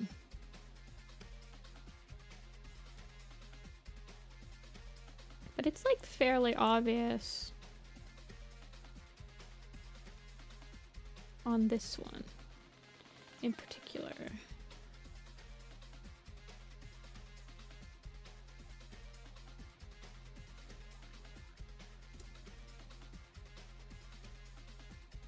I'll have to look it up later. I'm just gonna keep going for now.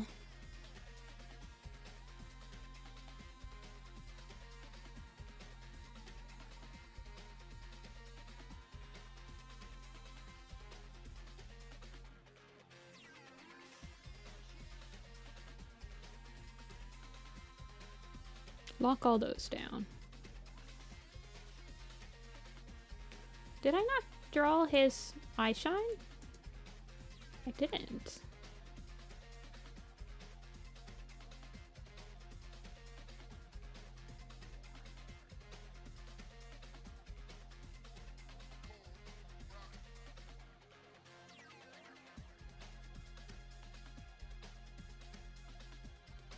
Yeah, I'm gonna have to add a little bit of shading on the, at least at the very beginning of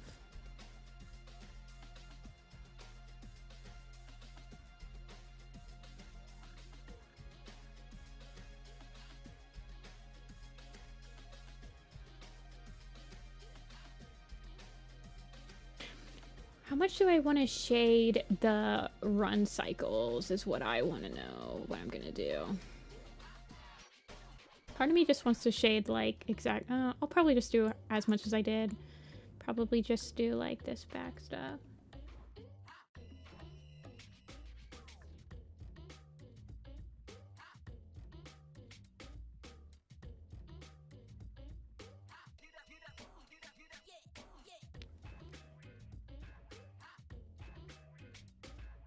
Okay.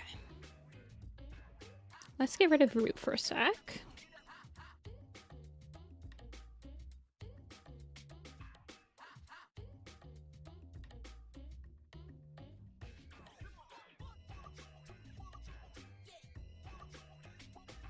How's my frames? It looks like I've dropped a couple more.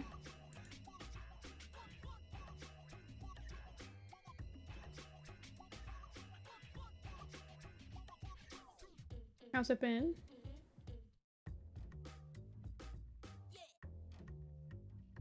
$40.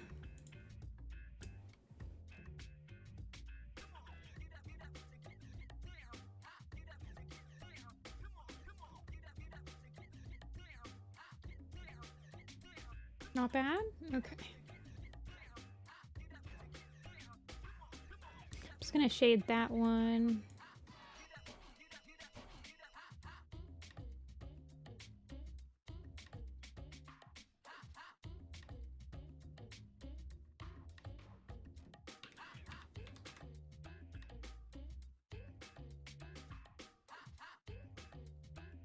And then we're gonna get rid of that.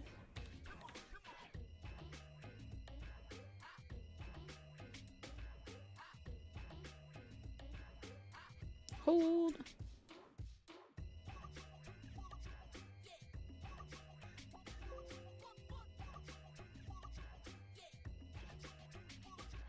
And then we will... I don't think that it needs much shading after that. Just like the general... these shapes. Yeah, I don't think it needs any shading right here. Or here. We'll come back right here. Well, let's not worry about that one. Let's lock that. We'll make another mask.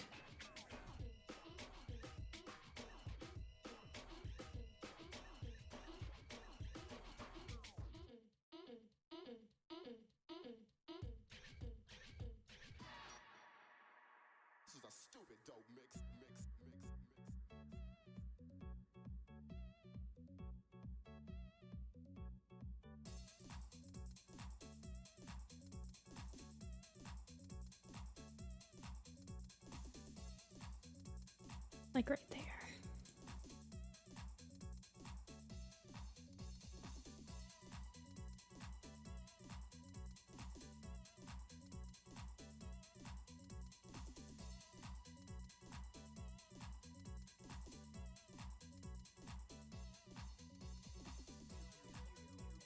Okay.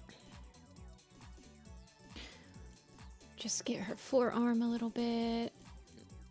I think this one I'll probably be able to mostly just copy paste.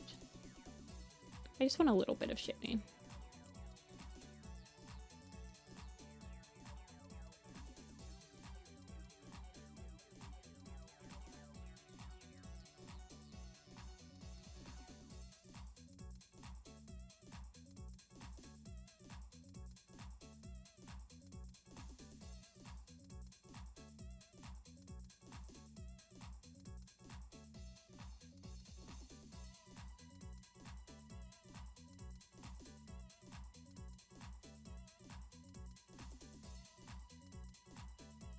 Wait, is that one? Okay, I see what's happening. I just haven't, I haven't hit the hold yet.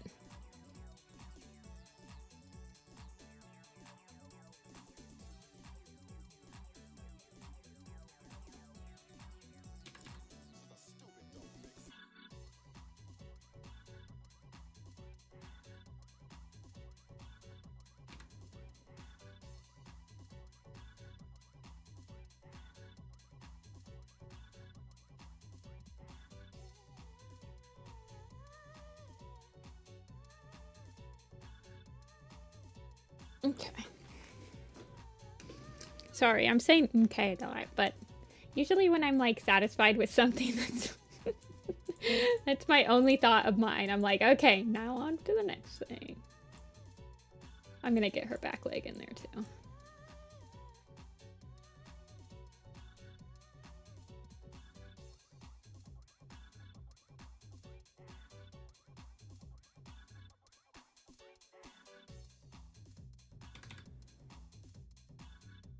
For that one, I'm not going to put her front leg in.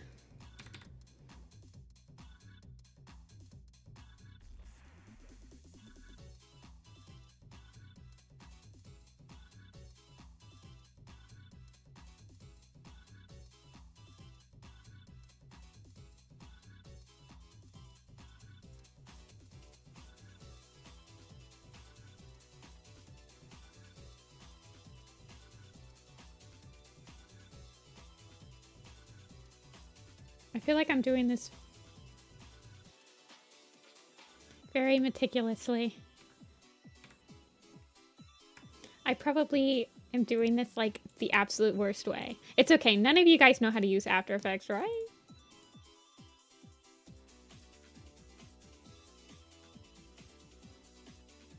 I can hear my compositor friends screaming.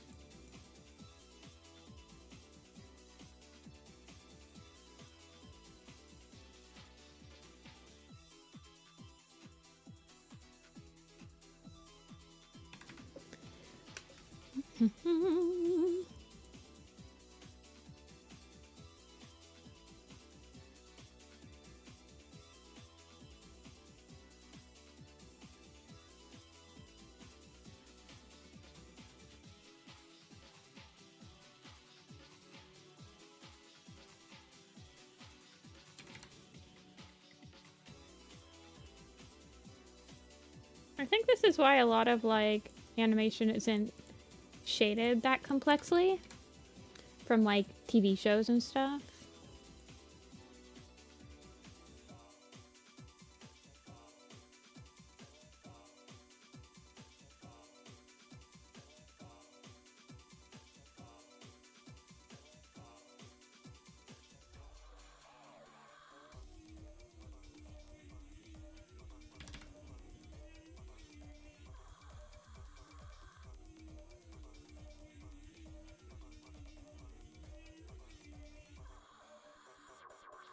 Because a lot of stuff is shaded in After Effects afterward for TV shows and everything.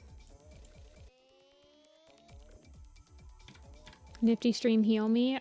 Well, I can certainly put you to sleep today. That is definitely an option for today's stream.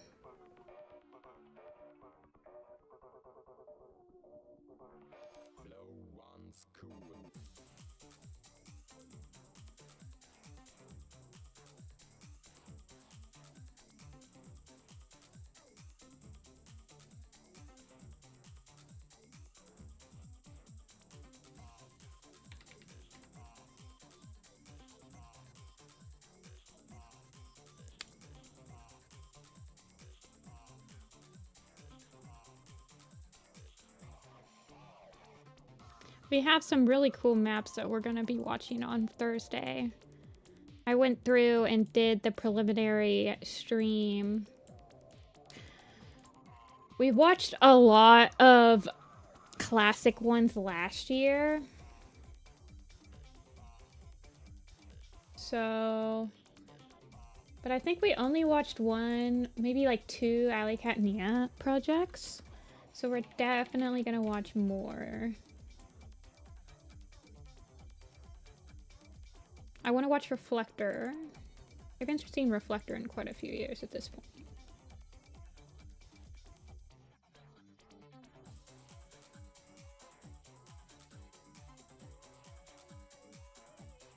All the budget towards the Vitrumite fights. I've heard the Invincible Com team was only 4 people. I promise that if I wasn't doing this, like, this much masking... Oh goodness. Am I on the wrong... What did I do here? What happened? Why is this all...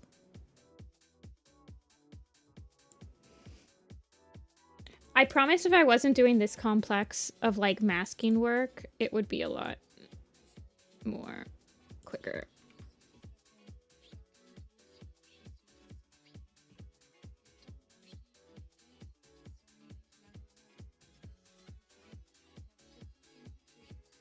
Also, I'm not, like, an actual comp artist, so I have no idea how to do this quick.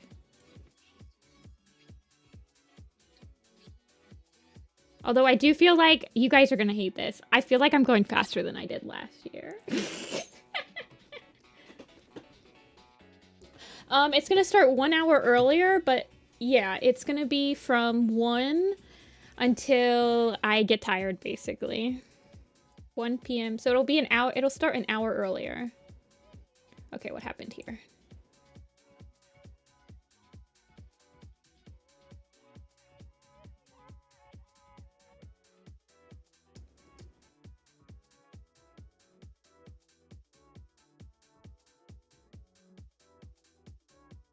What am I doing? What's wrong here? Do you see this? Like, the entire mask got moved at some point. Like, the entire position. That's what happened.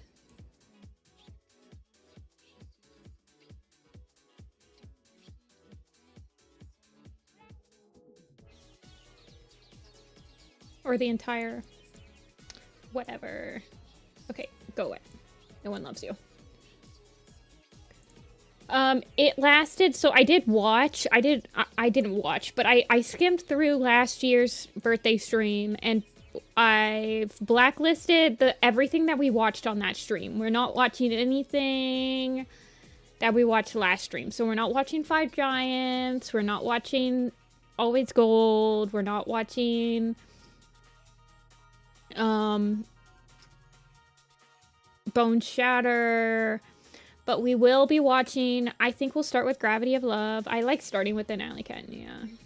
Just to, like, remember how I felt back then.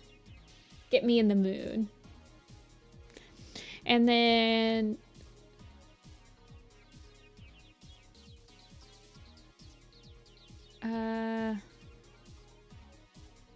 So we'll probably start with Gravity of Love.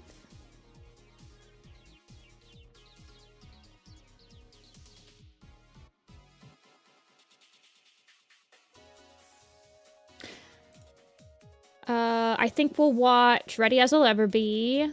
We'll watch...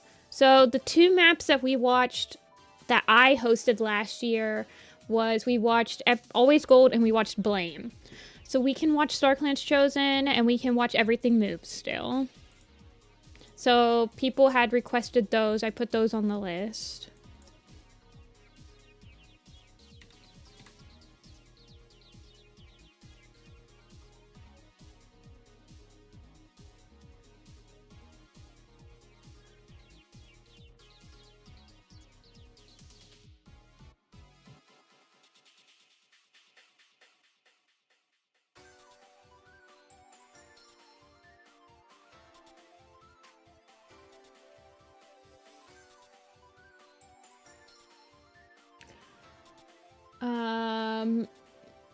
We can watch, we'll watch Reflector, we'll watch Gravity of Love. I think those will be the two, at least, those at least will be the two.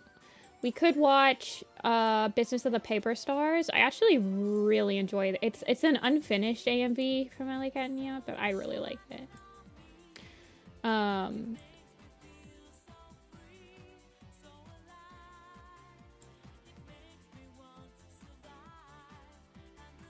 What else?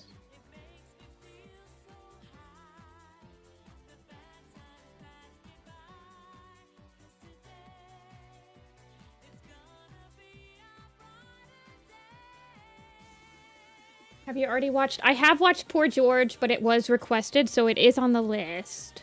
There are certain maps that we will not be watching. I don't really feel like watching them. I'm not comfortable watching them on stream with people. They're beautiful maps, but like Saint Chroma we won't be watching, even though it's a beautiful map.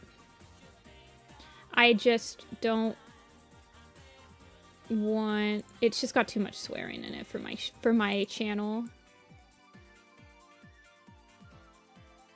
Poor George we can watch. I like that map. Neglected Space was on the list. I haven't seen that since it came out, I think, so. Ghosting, we'll watch Ghosting. I haven't seen the final Ghosting product. Eat Your Young's on there. I haven't seen that final one.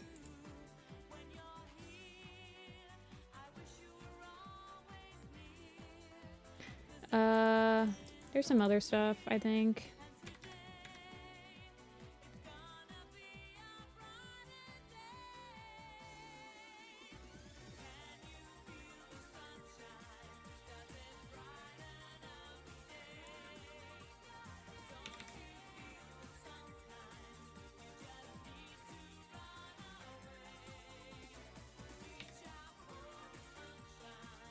Why'd we watch? Yeah, it does. I just don't want it to be excessively. I don't want the excessive use of the F word. If it happens once, I'm like, okay. Also, I don't believe I had... So, the other thing that happens usually is that I'll have other people... Because sometimes I haven't seen the map, right? So I'll have I have some people that look over it to be like, you probably don't want to watch this on stream, like this one, but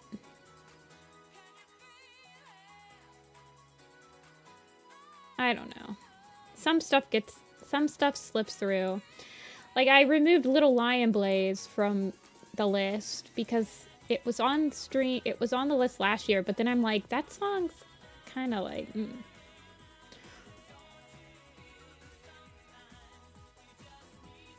Hey, puppy.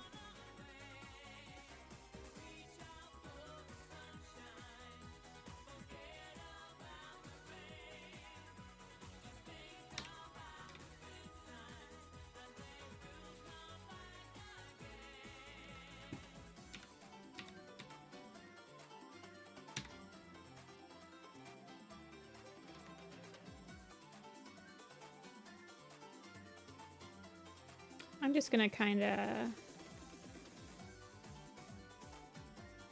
do this one as best as I can. It's not that big of a deal. It's just a smear frame.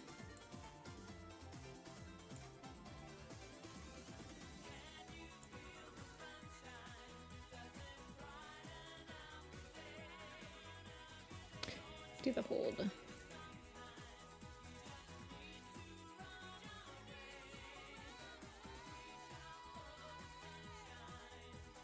Like, I feel like this one will be able to kind of...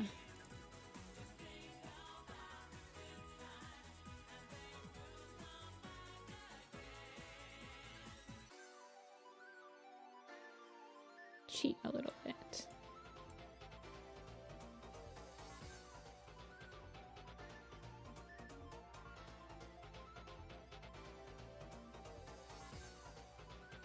I ordered something online yesterday and it came overnight. Dang. They must be really close to you.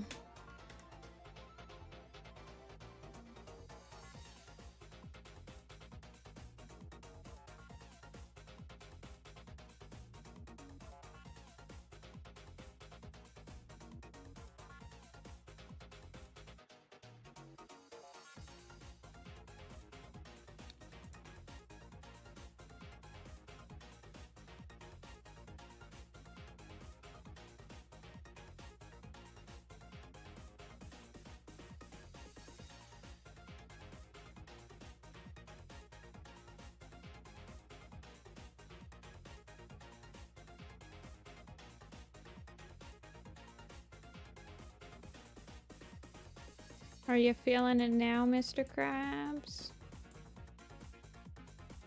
Okay.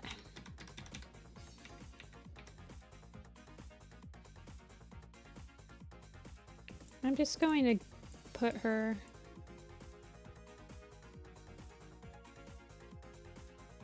other hair in shadow. I don't care.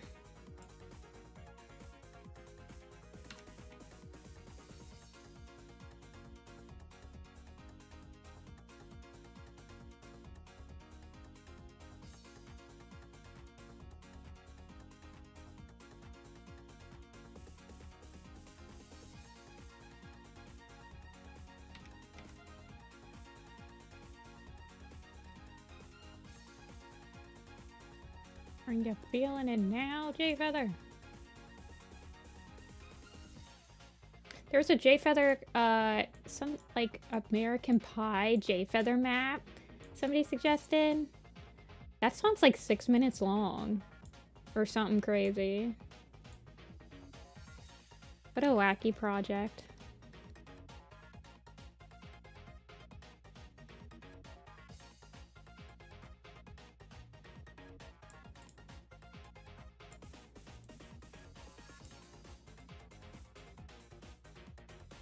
It's good. And it's a good song.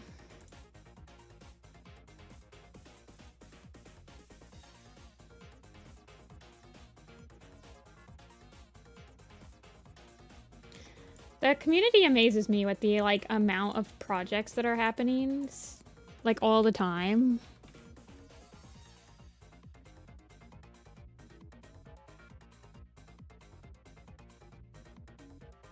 For sure.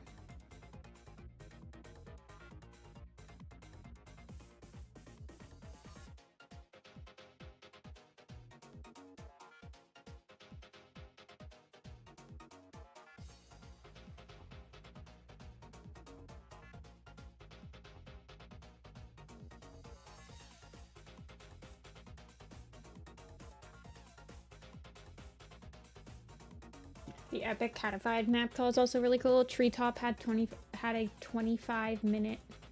I mean, I guess anything's possible with the amount of people that are like in the fandom nowadays.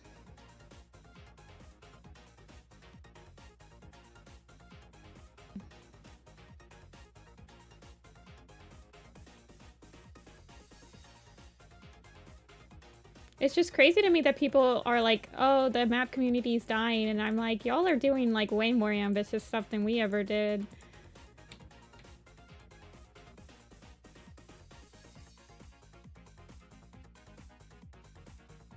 I don't see it. Even the like personal projects that people are putting out are just like so high quality. For the community.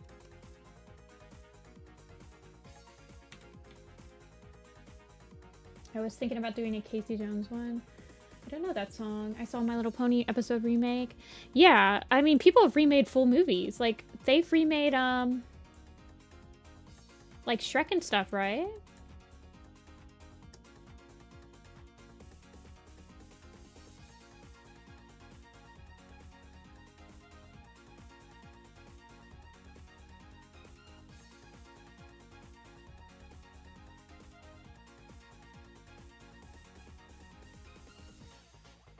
I might make, actually, I'm almost wondering, I might make this entire part in shadow.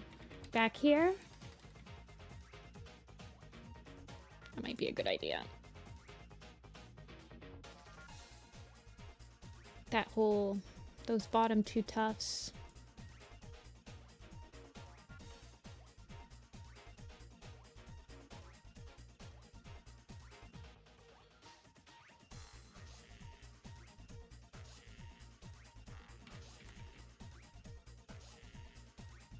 Chicken Little rehatched. Oh my god.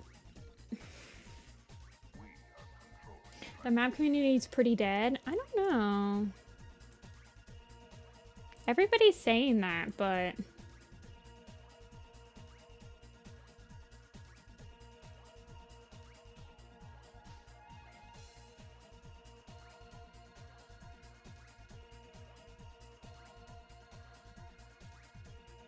I mean, it's not a community that just one person can save.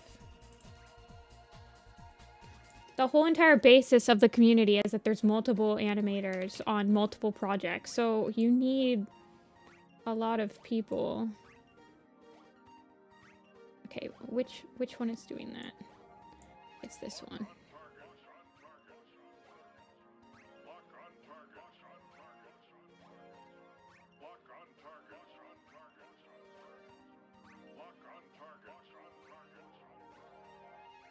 It was fully animated.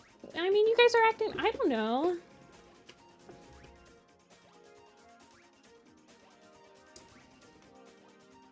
People are putting out projects.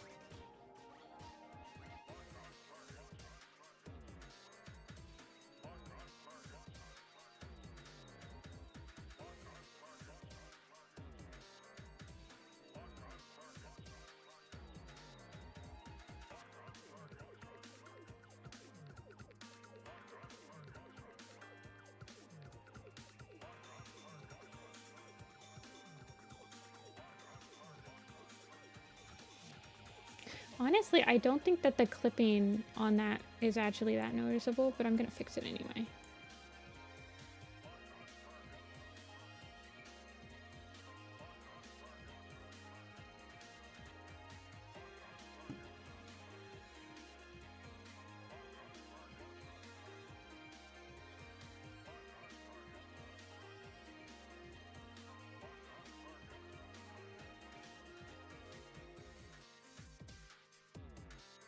I think I'm just gonna make it this.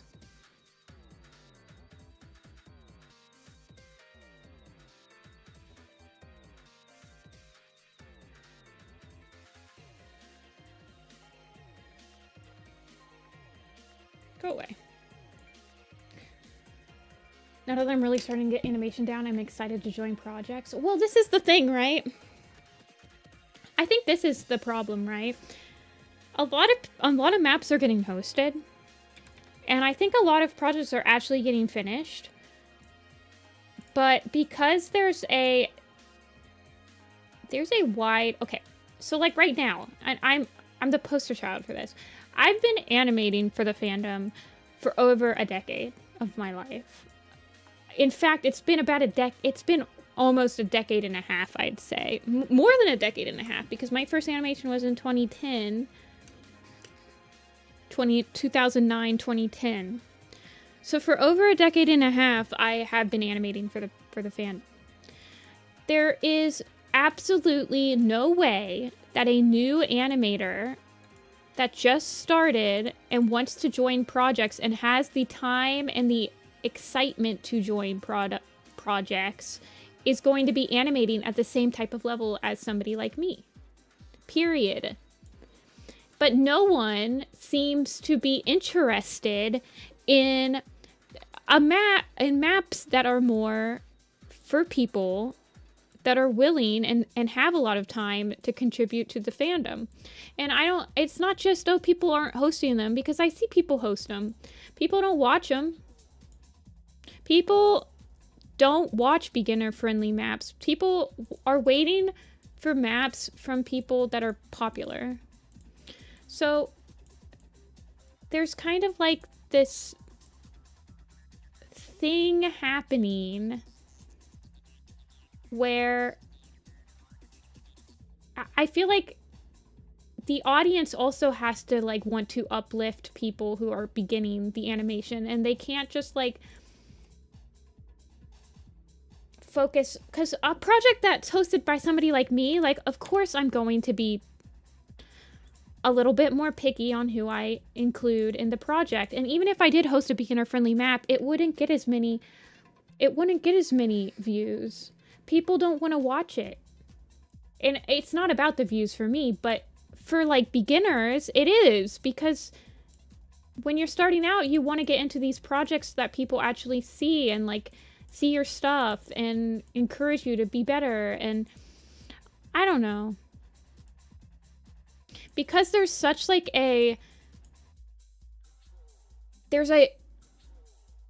back in my day, back in 2015, 2013, there were no such things as beginner-friendly maps because we were all beginners. There was no such thing.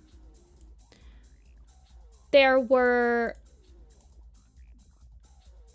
maps that were for people that didn't have as much of a following, like, oh, to join this project you have to have less than so-and-so amount of followers on like YouTube or something like that. That was kind of showcasing smaller creators.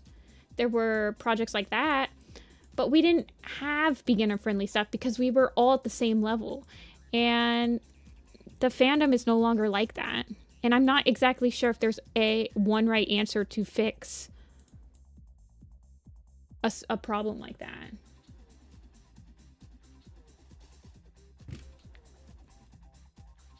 YouTube's fault too. So, and the other thing is sometimes I feel like, well, I feel like the audience is just expecting a certain level of quality at this point from animation. So like when they see a project that doesn't meet like Ready As I'll Ever Be quality, they kind of just want to tune it off. They're like, this one, and people are so mean nowadays. They'll be like, this isn't, I liked Ready As I'll Ever Be better. People say that, like, just like, dude. So I don't know. There's not really one right answer. There's not just one thing somebody can do, magically wave a wand to like get people interested in like beginner friendly stuff anymore. But like, look at people who host beginner-friendly stuff. First of all, quote-unquote beginner projects, that's a very hard definition to nail down. It's a lot easier to nail down something like small creator content or small creator map where people have to have less than this many followers on whatever social media. Like beginner friendly, like somebody, it's just like that. It's not a concrete. You're going to get yourself into trouble because everyone's going to define beginner as something different. Somebody could be drawing illustratively for 20 years and just started doing animation, and they would be considered a beginner in animation.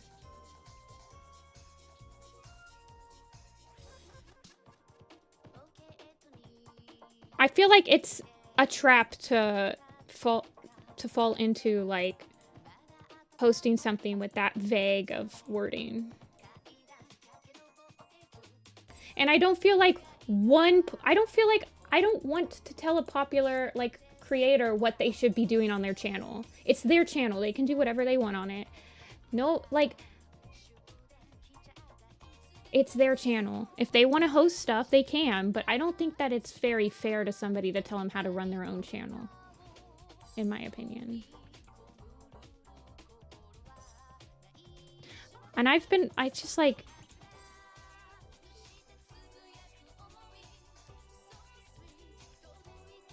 Okay, but this is my thing, Jazz. What do you define as not much skill? So, and that's honestly kind of rude to somebody to be like, okay, yeah, you can join my beginner-friendly map. What if their skill is just not at what you'd expect an advanced person to be at, and now you're just kind of mocking them? To be like, this person's obviously not a beginner because their stuff is good. You know? Like, how do you define not much skill? That's what I'm trying to say, is that it's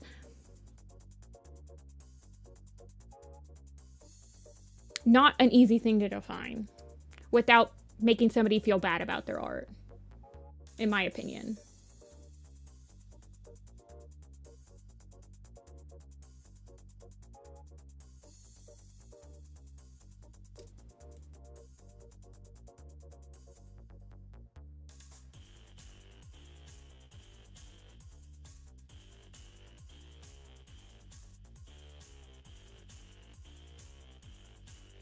Okay, I think I want to shade this.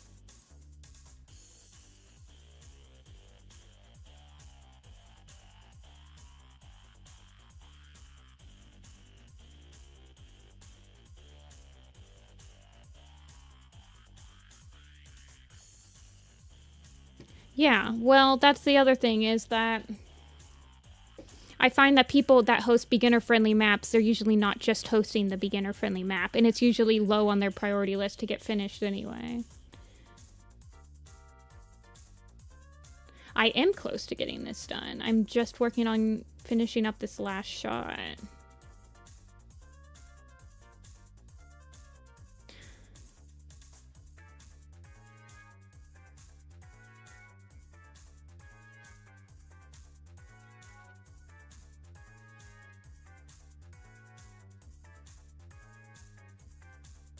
Let's see, what do I want to do here? I think I want that back leg shaded. And then we'll be good. And then we can just do root really quick. I don't think it's that people are holding to pics. Well, yeah.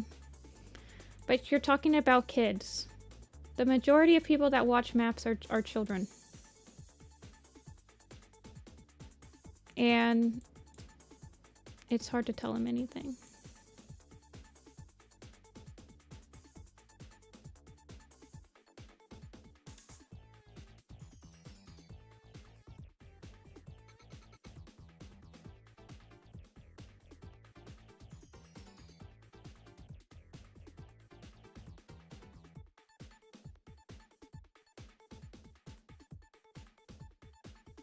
Well, that's the thing, Nathan, is that the reason for somebody like me to do this much work for a free project like a map, it's because I want it to be a showcase of my work. So you run into this trap of the adults that are doing, like, the people, well, and then even in high school, it's like you want to... I'm going to tell you guys right now, when I showed my portfolio in high school, it was all map parts, and then they were like, it's... So people do want to do it as their portfolio, so they always want to make it their best work.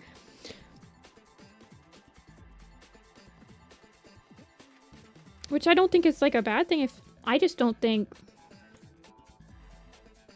I don't know. I don't like telling people what they should and shouldn't do. That's my main thing.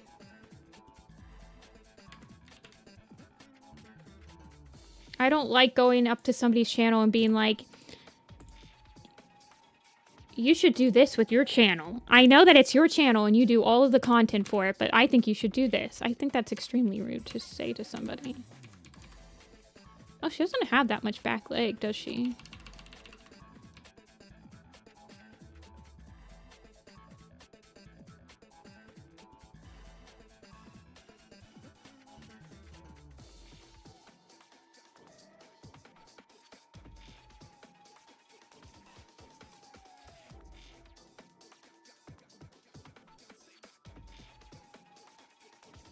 I don't know. We had watermarks when we were kids.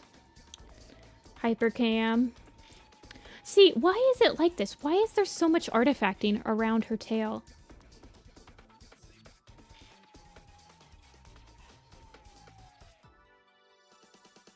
Whatever, man. I'm tired. I don't want to work on this.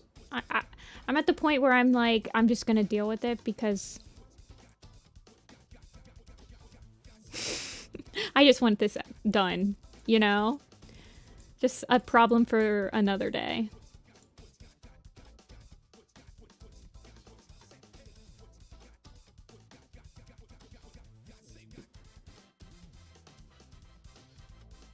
I genuinely, this is apparently a really, really unpopular take, but I genuinely don't think more beginner-friendly maps is the right answer.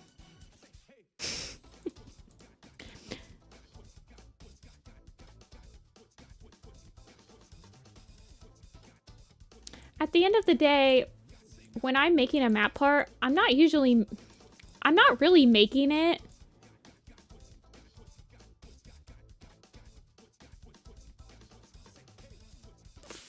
I'm making it for myself, right? I'm challenging myself. I'm doing all this, like, I'm trying to see if I can make this work this time. Or, oh, it would be really fun to, like, animate this scene in the books. Or something like that, you know? Or I like the project, and I'm like, oh, I want to see this project done. I guess it's, like, more of, like, a selfish reason that I join projects is, like, I actually like this one. I'm not joining a project because I'm like, oh, it's going to get popular. But that's a personal thing. A lot of people, they only want to join maps to, like, get views and stuff. But I think you should join maps because you like the idea and you want to challenge yourself. And it's easy for me to say because, yeah, I do have a following already. And it is nice to see people really like your stuff. So I understand. As somebody that has that already, I don't have an answer to how to get it nowadays because it's, like, completely different than how I started.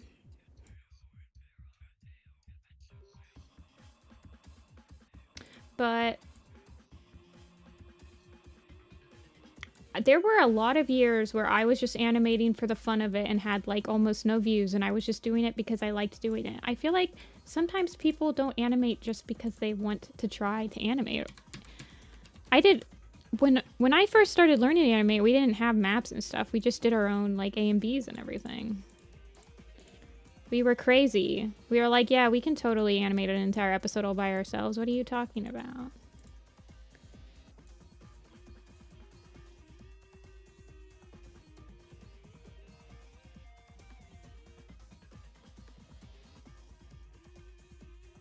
Well, the thing is, Munchkin, is that I did that with StarClan's Chosen. There were a lot of people in StarClan's Chosen that... Well, that's one of the things that I do. I try not to bring too many of the same people in each of my projects. A lot of people, their first map part was StarClan's Chosen. Because I do try...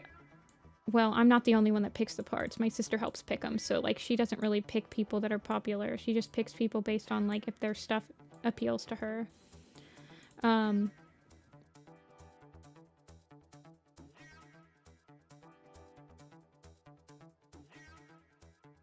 find it a lot more compelling to pick people that aren't...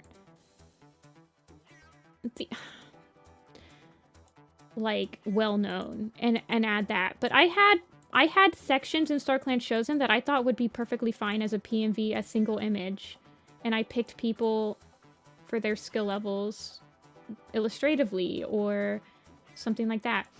But I also, as a host, you don't want an insanely different skill level right after each other because that's going to feel really crappy to the person that's only been animating for maybe a year or so to be put next to somebody that's been animating for 10 years and has more of a... Like, that's really crappy, a crappy feeling. So you want to, like...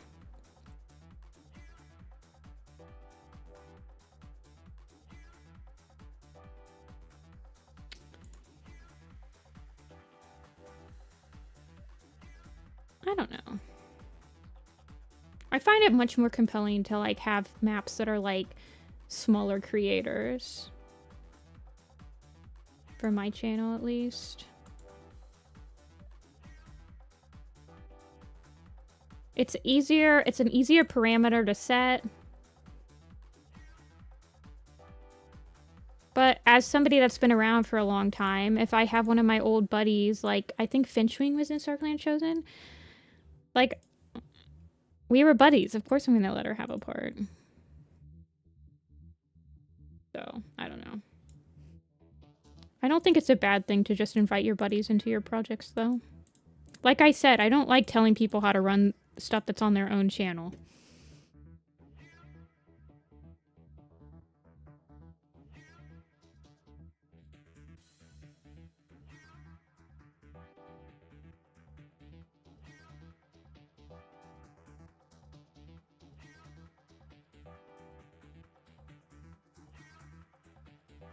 I guess in my mind, I hate seeing people fall into the trap of I'm not successful unless I have a following on the internet. Because I was like that for a really long... But you're right. I'm literally throwing glass houses.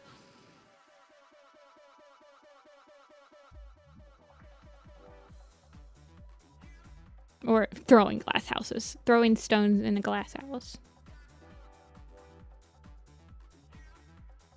But there are more important things. And I feel like when you're young, it's more important to just challenge yourself and get better and not just do something that's going to make you popular.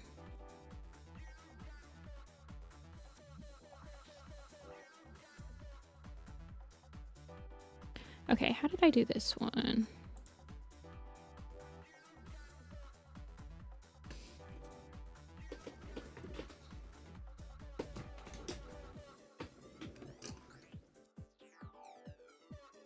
But see, this is the thing, right, Jazz? You're not making money off of making map parts. Like, it's not a job. It's not a competition.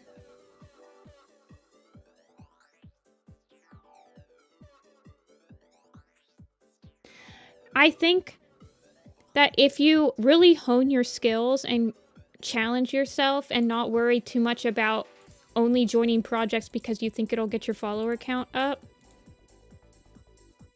you'll actually find that it's a lot easier to get your follower count up later in life. Okay, this is at 2, and it's at a 7. I'll use a global.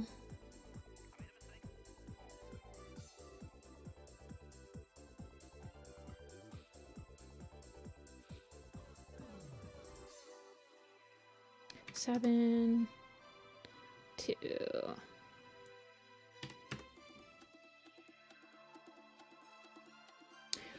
Well, the other thing, Eagle, is that that's my thing, is that I'm a completionist. I like seeing the final product with my stuff. So, usually when I join a map, I try to make myself available as, like, a helper to try to finish it. I try to do everything in my power to finish that map, because I want to see it finished. I feel like a lot of people... It's easier than ever to make yourself available to help people finish map parts now with, like, Discords and stuff like that.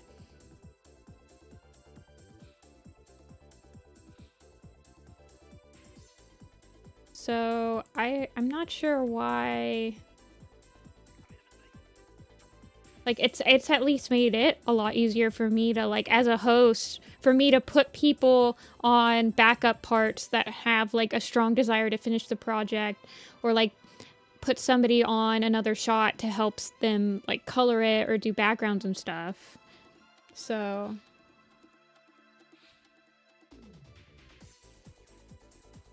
I don't see why new maps can't just be a passion project, I guess. I guess I just never felt... I never got out of that.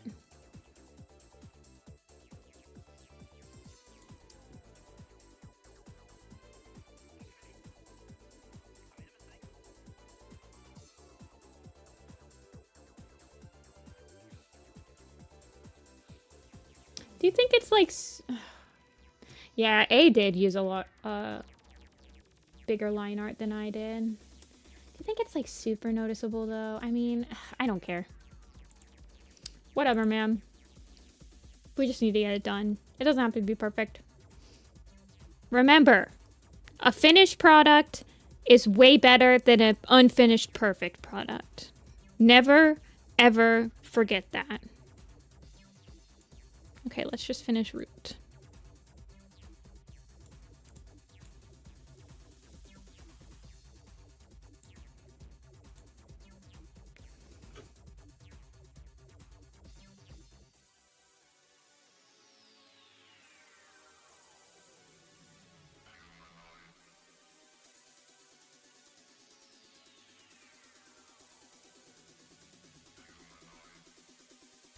See, that's the thing I want to do.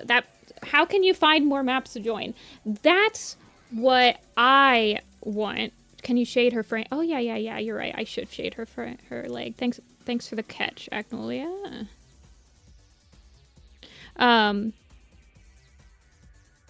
That's what I think the community needs. I think the community needs a better way to put people in contact with open calls that need backups, calls that need helpers, calls that like need that final push to finish, hosters that want help like with backgrounds. I want somebody to be able to easily search for the project that they want to do. Do they have a script? Do they have boards? Do they have designs?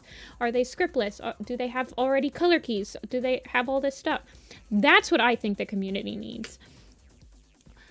A better way to put people that want to do map parts in front of projects that need to be finished.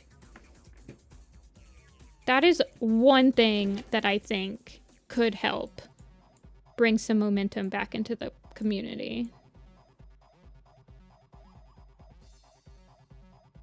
No. I don't want it to be a Discord. I want it to be something with tags, like Tumblr, where I can go through and I can tag all of this stuff that I want.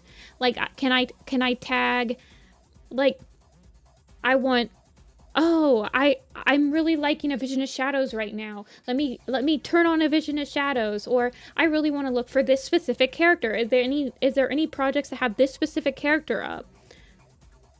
Discord's not the right thing. We need like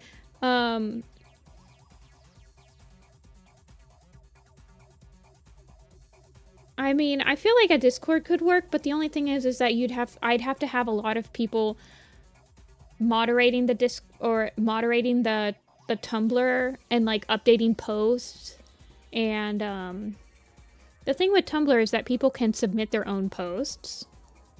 Yeah, there's a website called Prey Sharing or something like that I think could the person that coded it, I might try to get in contact with them and like pitch this idea to them and see if they can help me like code a website to do that. Okay, what was I doing? Oh yeah. This one.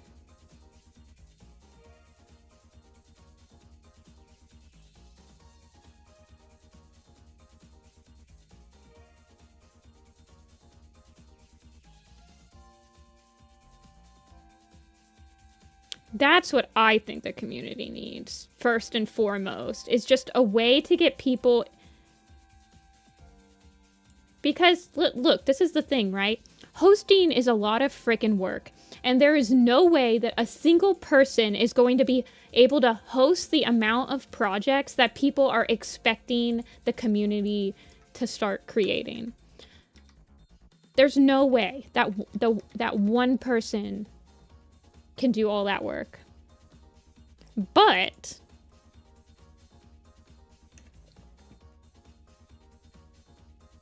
yeah, I'm using like masks.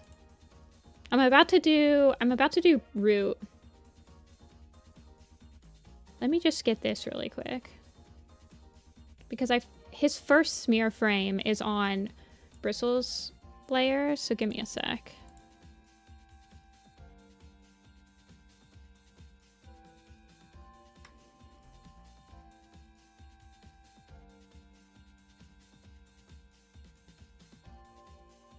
Anyway, that is my solution.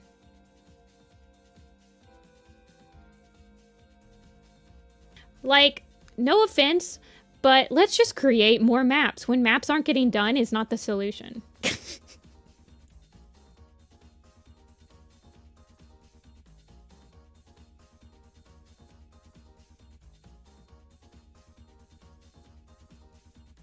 In my personal opinion, at least. Wait, what? Is that this one? Okay, yeah.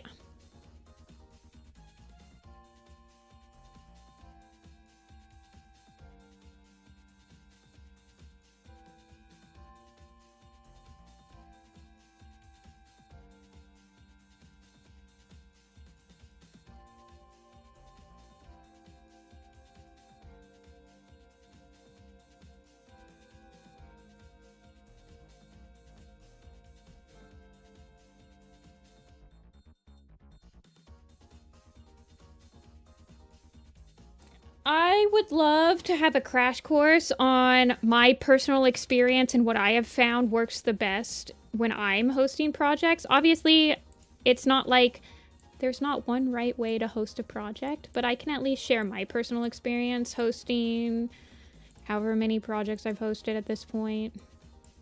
And like what I have seen work for me and what's worked for other people. I would love to do like a comprehensive video on that one day. And I would love to get a hub going that makes it easier to put people in front of projects that are looking for people.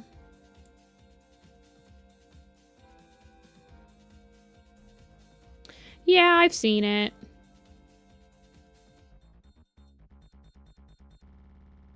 It is good. I have other things I do. I trust Lettuce as a host. Don't get me wrong. I think that Lettuce hosts very well.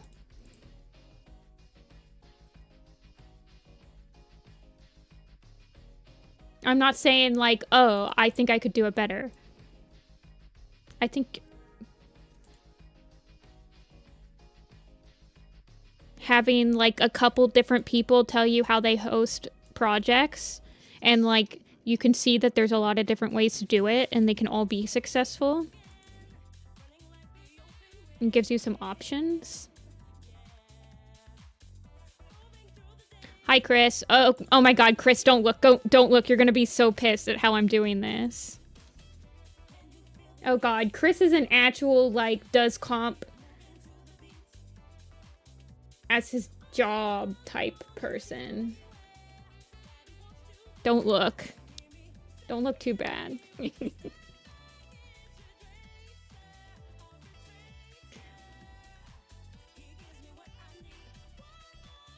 I already told people I don't want to hear anyone complain about how I'm comping this.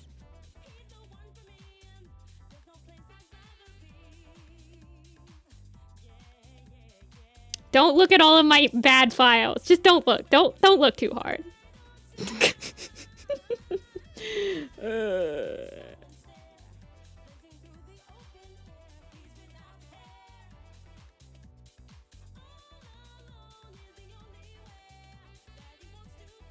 Wait. No, I don't want that.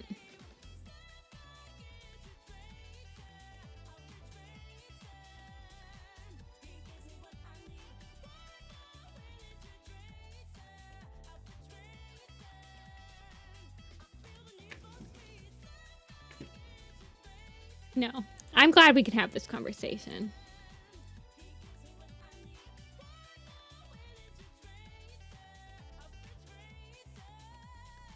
In my mind, I don't think that there should be any reason. Wait, why are there two masks on here? What did I do? Go away. No one cares about you. Mask 2.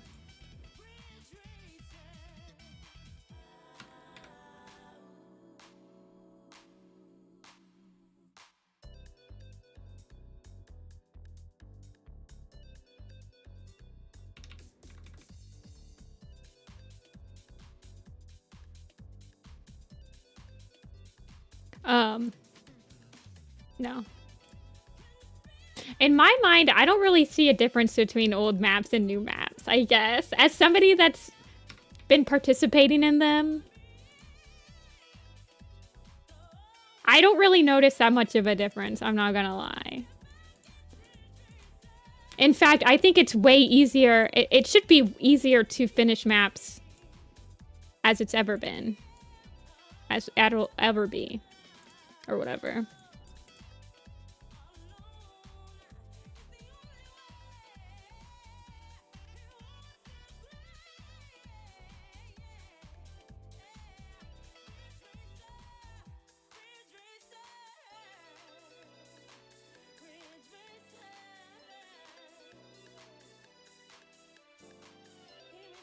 Personally.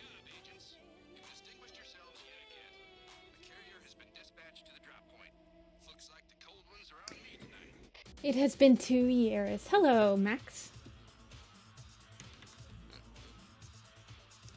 Dude, I'm just cheating at this point. I feel like after you do like your 20th layer mask of the day, your shadow mask of the day, you're like, I'm dead inside. F it. It doesn't have to look good anymore. What time is it? Oh my god, it's already 5 o'clock, you guys. Oh man. After Effects, like, you start going in After Effects and you just go...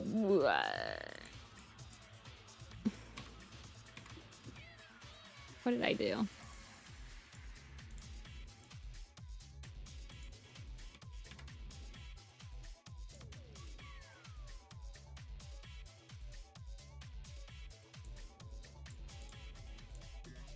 You go into that After Effects, like, haze.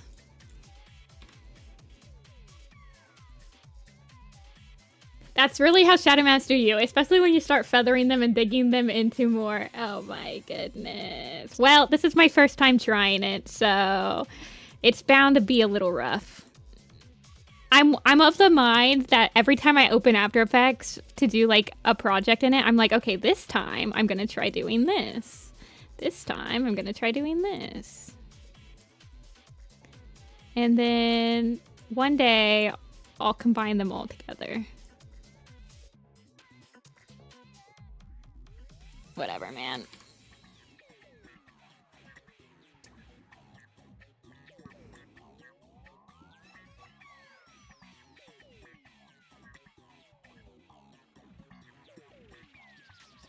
Wait, how do I, like, add a little thingy-mabobber on this? How do I add...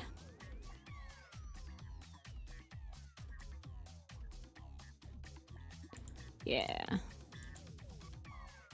Wait, what did I just do? I want to add a little... I want to add a little arm. Anchor point? No.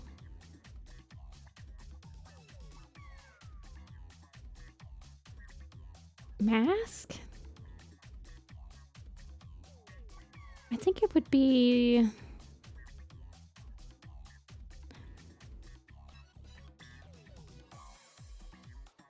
Convert vertex? Yeah!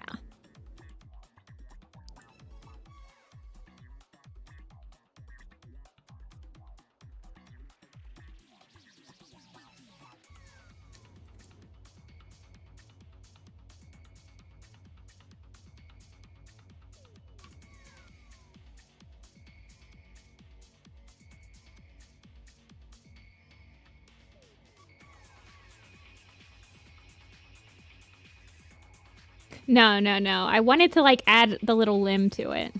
That makes you make it all curvy-wurvy. This is the other fun thing about when somebody tries to teach you a program and you have no actual experience in it. You just kind of made up your own words for everything. That's me.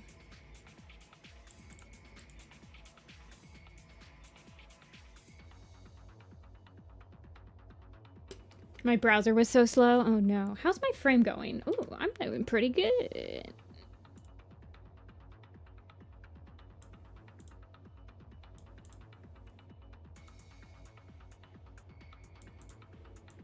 Yeah.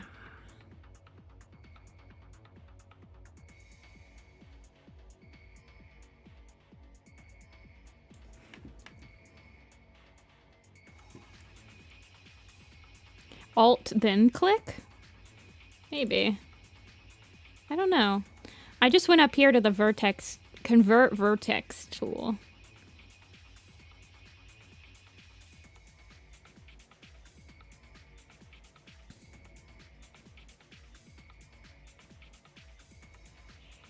I can see why people don't do this for every single shot.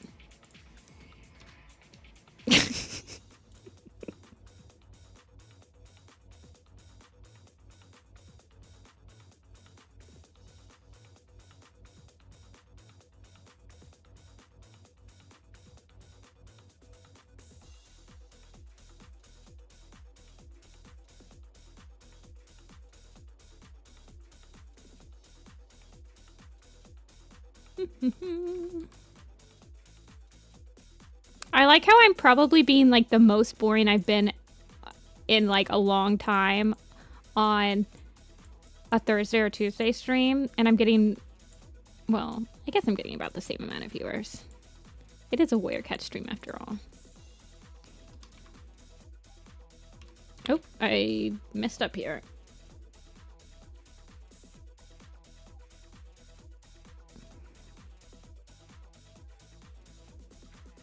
I think what I'm gonna do is I'm just gonna push his whole back into shadow. So I think what I'm actually gonna end up doing is I messed up because the keyframes on this were all on one freaking meow raid. Well, hello. I didn't know you could. Can you raid on YouTube? I thought that was only a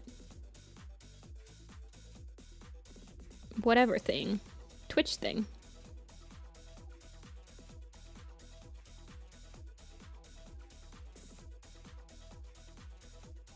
Yeah, so if I do this and then I rotate it,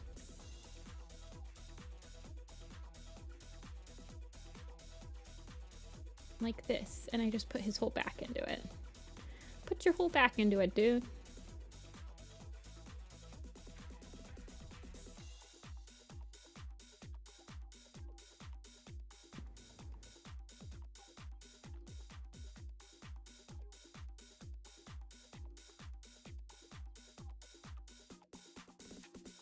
Sorry if I joined. I just joined, but why do you add? Okay, because I wanted to try it this one time. Everybody seems to think that this is something that doesn't usually happen. Adding shading in After Effects is a very common thing, I believe. Is it not?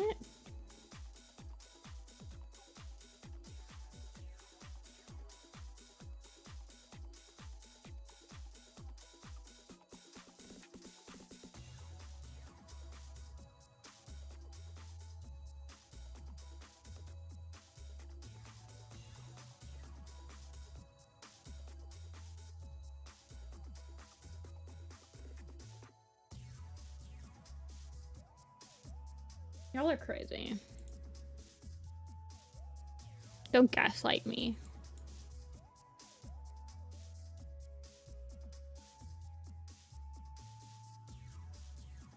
Both sap your sanity. I mean, that's the thing, right?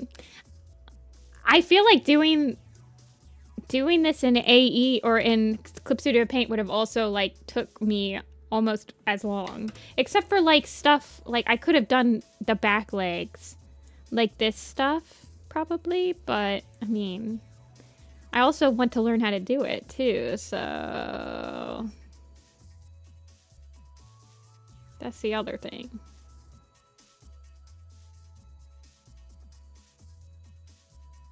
Wait, where'd your inner shadow go, girl? Where'd your little glowy glow go?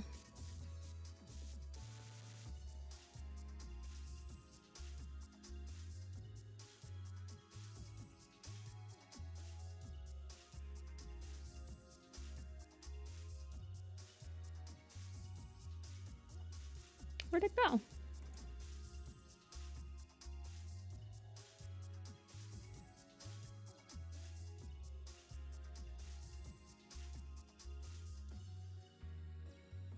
Oh, I see. I accidentally turned that on. That's why.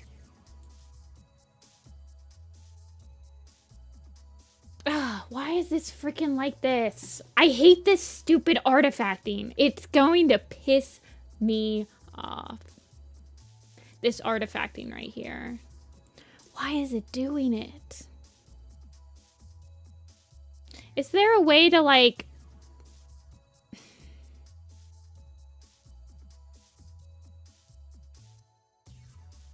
God, that's so ugly. Look at this.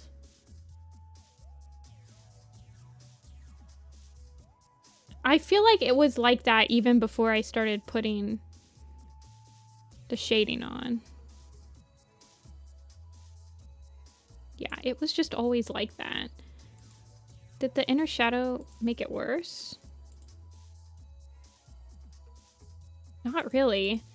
I'm gonna have to re-export. I think I'm just gonna have to re-export from Clip Studio. It's bad. I'm gonna have to fix it in Clip Studio, I think, and then re-export the image sequence. I think that's gonna be the easiest way to fix that. I think Clip Studio is doing it.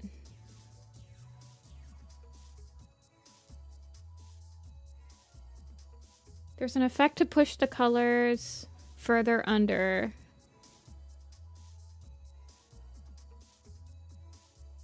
Maybe I can mask out the edges. I think I'm gonna find it a lot easier to fix it in Clip Studio. The thing is it's not happening. It's only happening on this one. Like, it's only happening on the cuddle.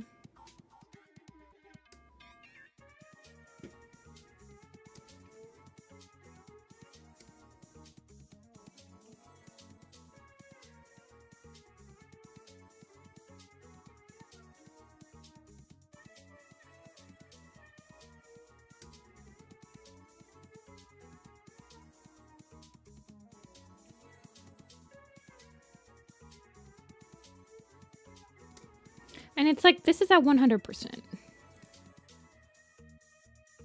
Yeah, it's gotta be something with the frames.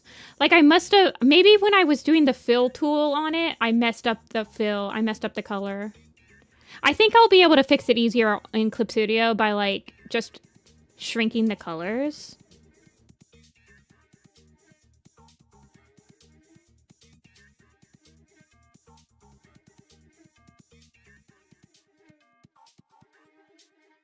Yeah.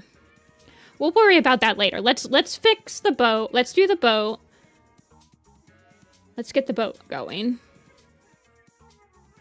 Let me do the shady shade on the boat, which I probably should do. And honestly,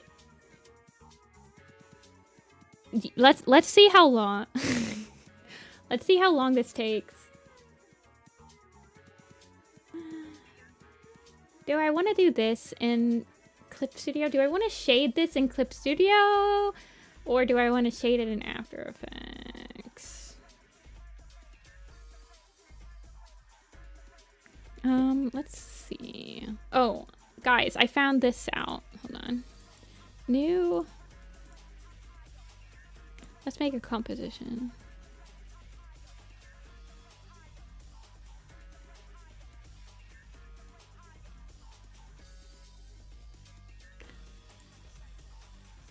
First, I need the mask.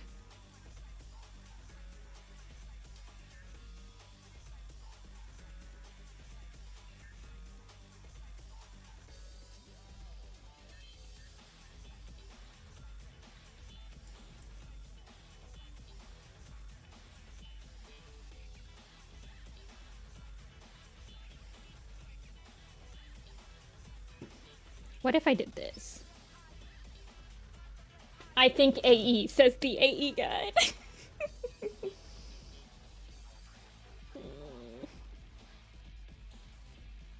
I think I need to make it a comp then.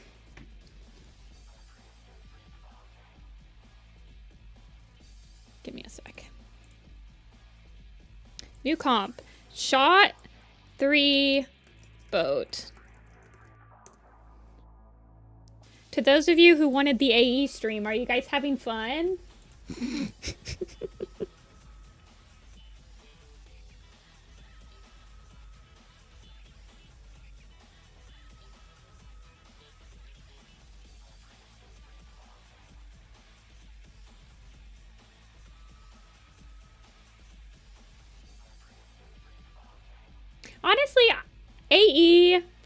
it's kind of like a puzzle.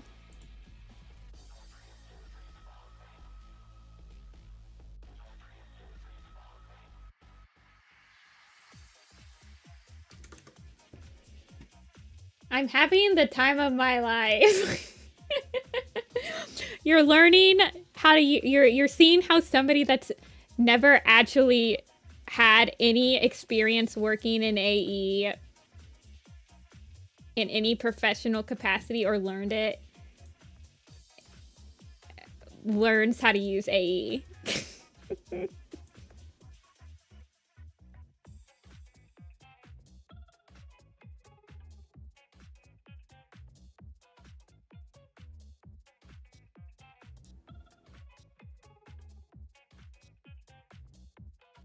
I do like After Effects. It hasn't been giving me too much pain today, which I really appreciate. I don't need to have eye shine on these guys. They're in the back. They'll probably be blurred no matter if I'm really thinking about, oops, I'm on a shape layer. They'll probably be blurred if I had to guess.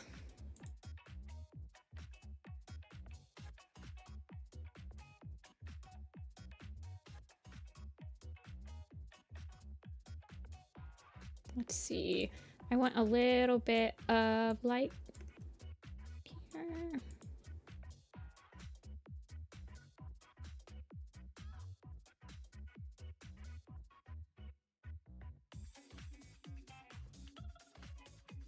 You guys, this is what it feels like when I'm vectorizing the enamel pins, by the way. This is pretty much what my day is when I'm like deciding to vectorize one of the enamel pin designs.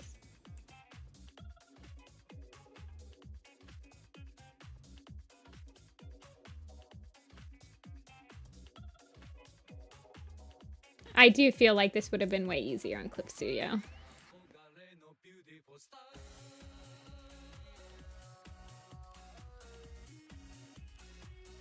When you import into AE, do you import all layers as an MP4 or do you like line art layer?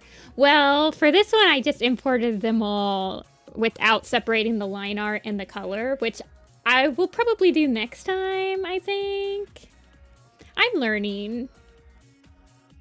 Okay, so the light, there's light coming from that. So I definitely want to make sure.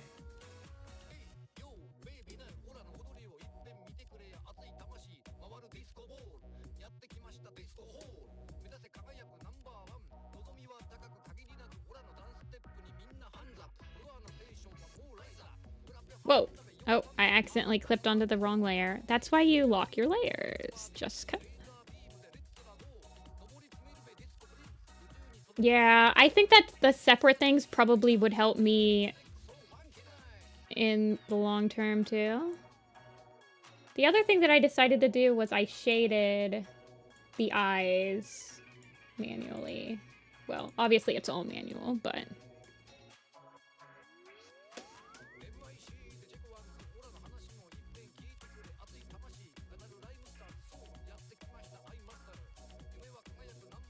I did the shading of the eyes in Clip Studio.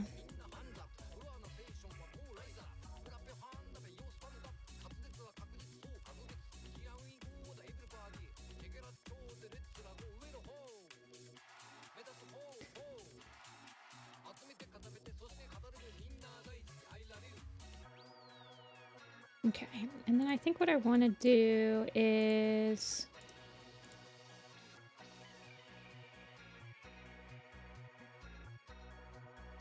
What do I want to do?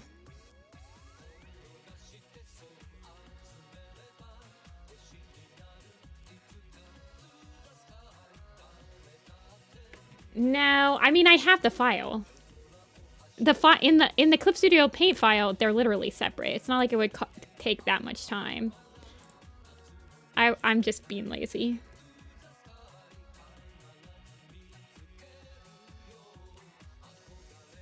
But I am finding that certain things that I'm not doing because I'm lazy are actually like leading to more work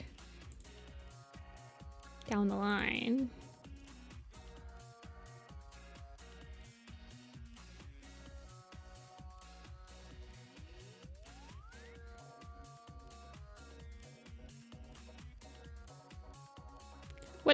Oh no, I wanna do that one.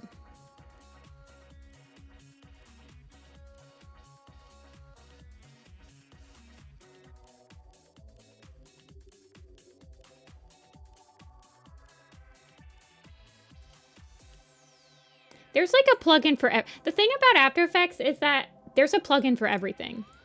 Everything that I'm doing very painfully one by one, there's probably a plugin that I could use that would help.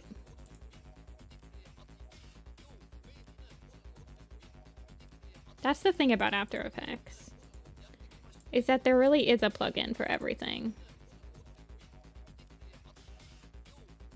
But a lot of them do not cost, they do cost money.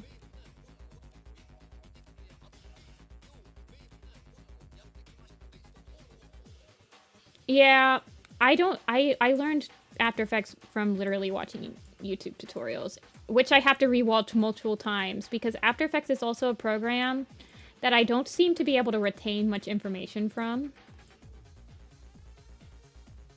Therefore, I have to just rewatch the same things over and over.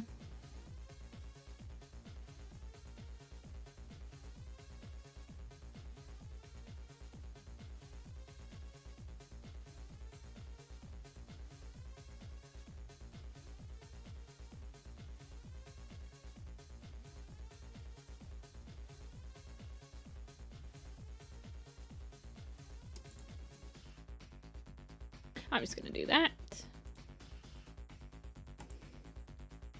I'll do a new solid with the soft lighting that they want over top of it. Off light at 80%.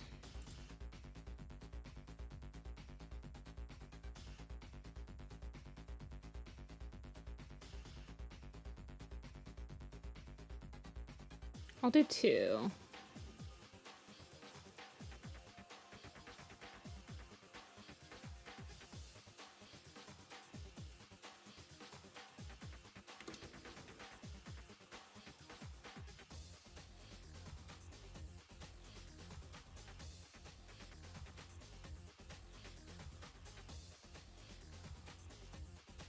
Once there's a cheat. That's the other thing is that, so the program, full disclosure, the program I'm using right now, you guys, I pay $70 a month. It's not the only program. But this program I have access to because I am paying $70 a month to the people that own it for all of their programs. It is not a beginner-friendly program. I'm gonna add the soft light that the... I'll add that later. Give me a sec. I also feel like I probably shouldn't be just using like the inner shadow for this, but I don't care.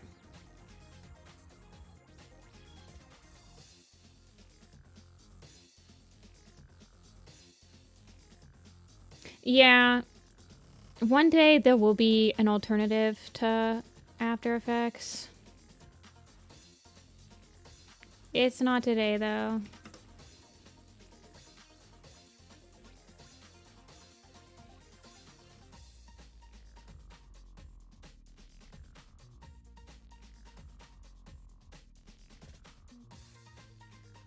Lamp.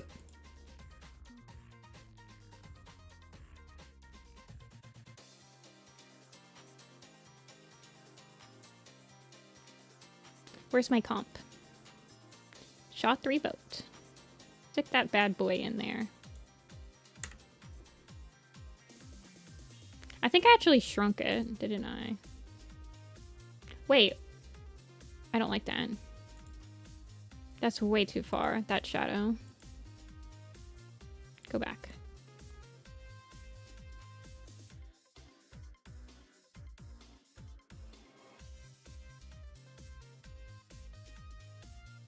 I need to push this whole thing into the back. I have an idea.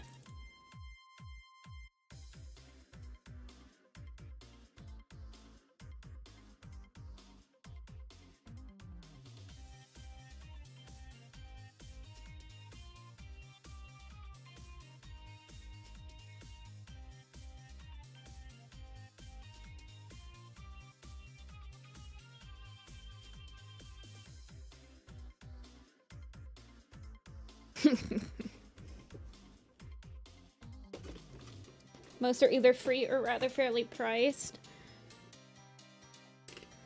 Has anyone made a map with a song? I feel like there have, like, maybe like voice acted stuff is probably the closest.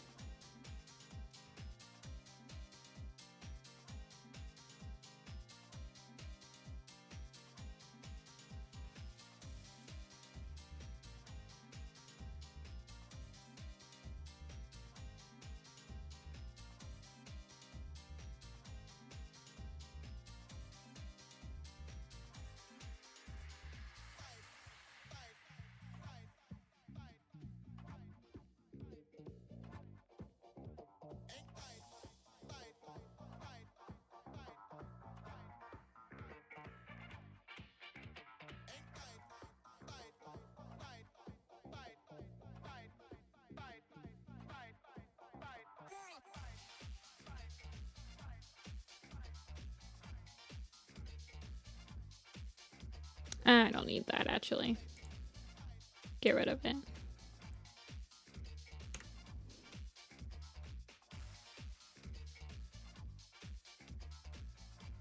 Get rid of some of this crap.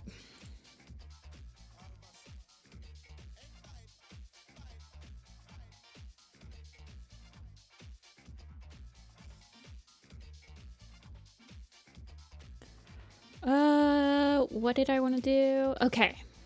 So this is the other thing. I need to clip this, but I also kind of... So if I do it in adjustment layer...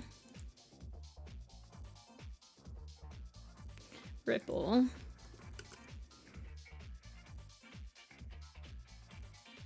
And then I clip that to the wave. Does that work that way?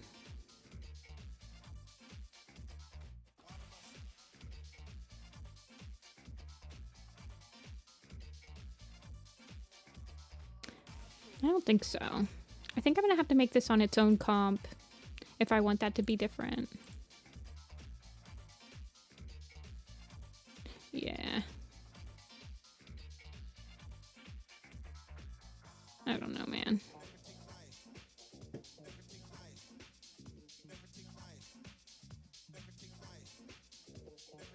Oh, I want fog. Where's my fog? My stock footage fog.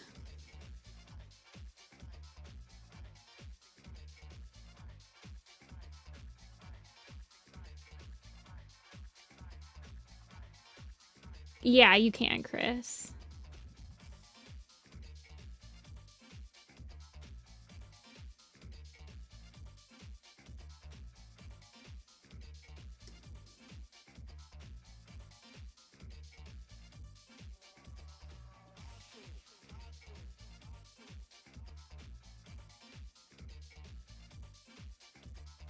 Turbulent noise displacement map. Isn't that like the meme thing that like everybody who's used After Effects ever uses?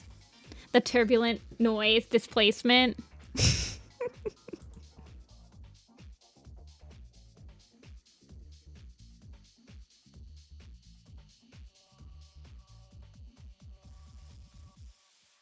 I think I actually know how to do that, but I'm like, I'm gonna have to do it after stream. I think I'm gonna have to, I mean, we're getting to the point, okay. Give me 1 second, because I'm getting hot. I need to take off my hoodie, and I'm gonna do a quick stand up and stretch, because I need to put my, I've been using my mouse this whole stream, and I need to put on my wrist brace, because the mouse also kind of affects my wrists. Let me play the whole part for you guys. While I go BRB.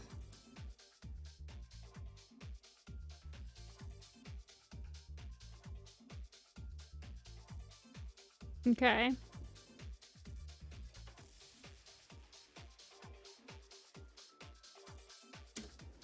It might take a while to render, by the way. Give it a sec. These are pre-rendered. Okay, no, it's not. Okay, I'll be right back.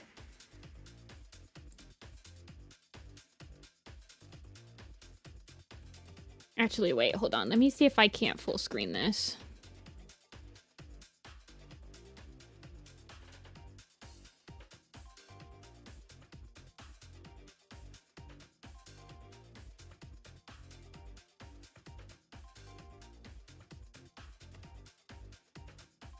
Okay, I'll be right back. Now.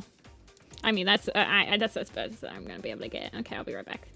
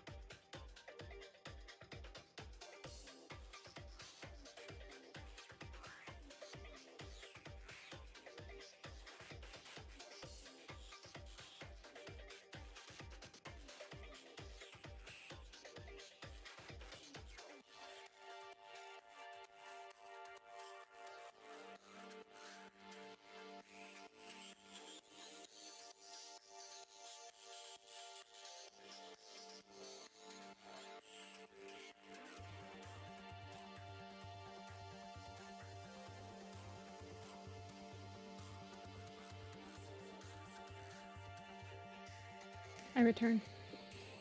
Okay, that boat needs to be smaller, definitely. Look how big it is in the frame. It needs to be smaller.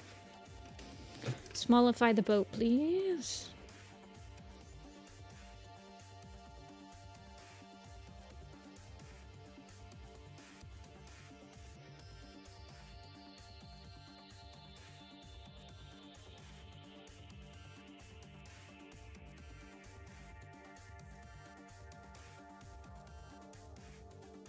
Shrink that boat at once.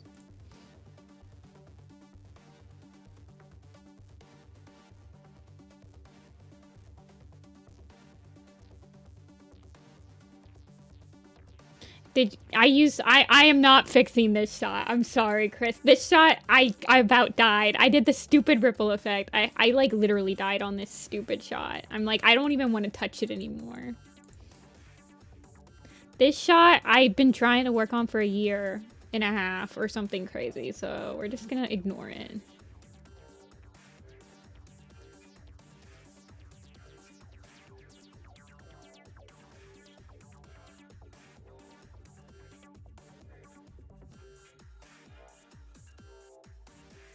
Okay.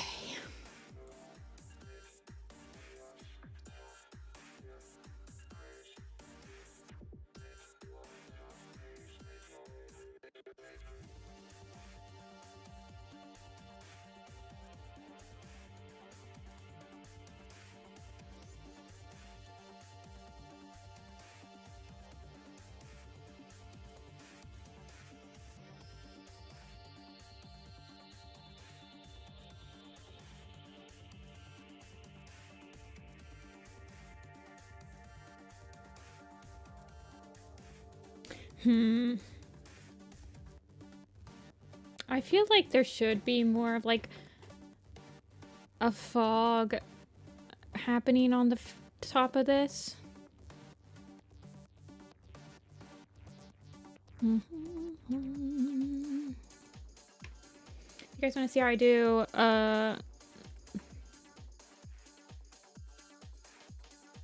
my water?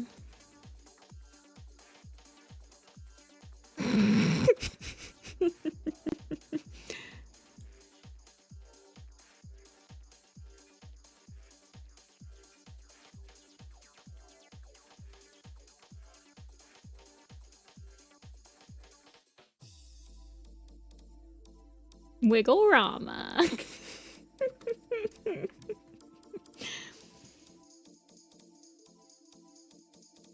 Yeah, I know, it's wiggling out of frame. It's because I freaking didn't make this stupid... Ugh. Whatever, man.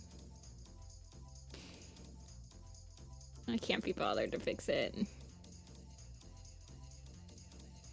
Maybe we'll put the displacement. What was it? Displacement, whatever. This. Oh wait, hold on. I didn't take off my freaking hoodie. I just put on my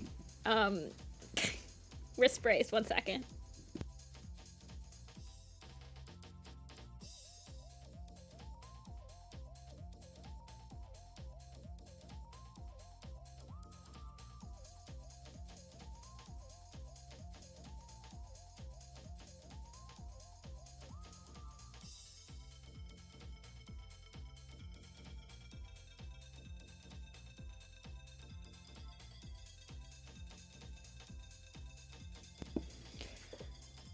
The black bars hide it. Oh, that's true. I didn't think about that.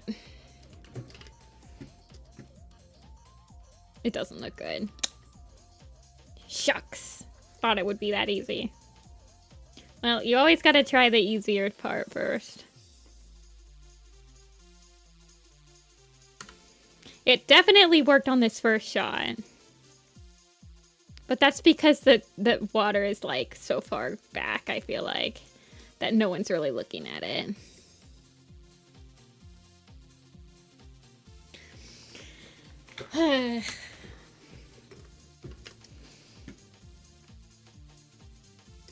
I feel like these two shots... This one's struggling with its like levels.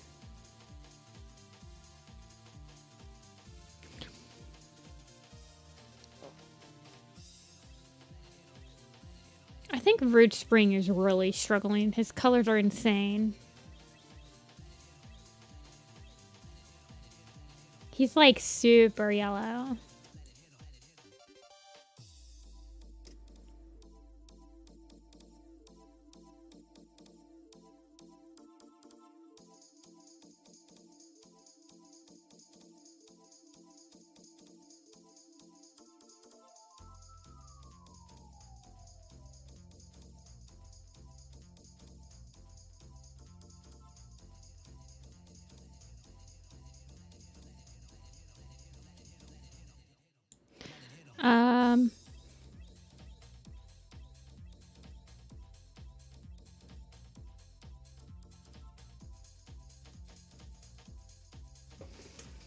Yeah, I think I'm gonna have to adjust his like color a little bit.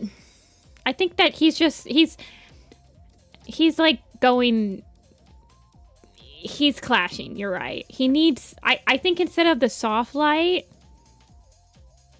we need to modify him a little bit. He's clashing quite badly.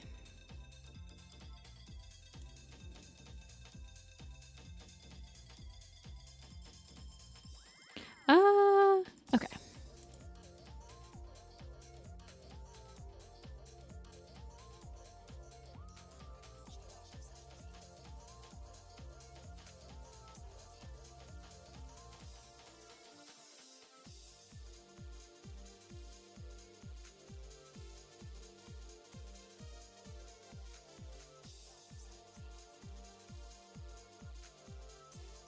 I had the light kind of get bigger at the top and the bottom.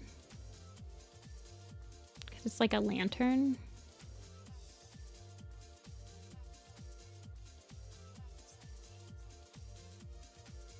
Sort of like that.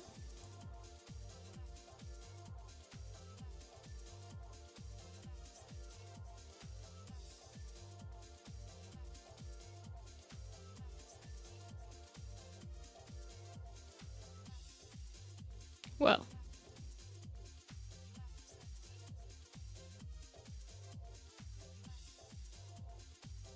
Look at that. Do you guys ever just look at layer effects and see how weird they look?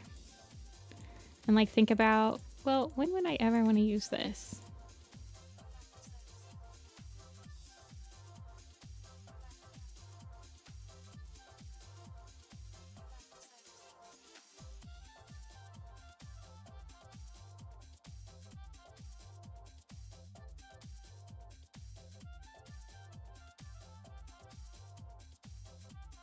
The holy light. Yeah, for sure.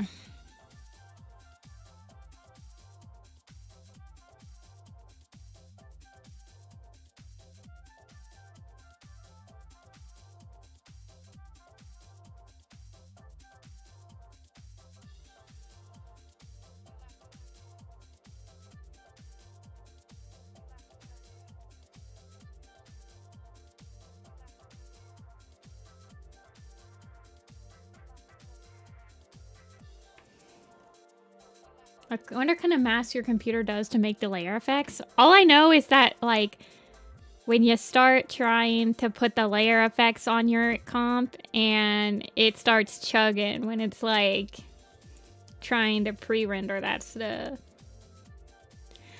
What did I use for the first shot to do? I'm just gonna copy paste it over.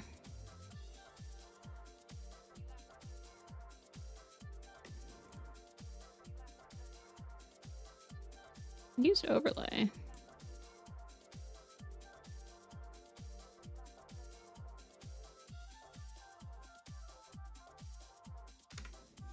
Wow. Oh yeah, and then I like wiggled it. I kind of, cause it's a flame, right? So I like made it light up and light down. I'm remembering now.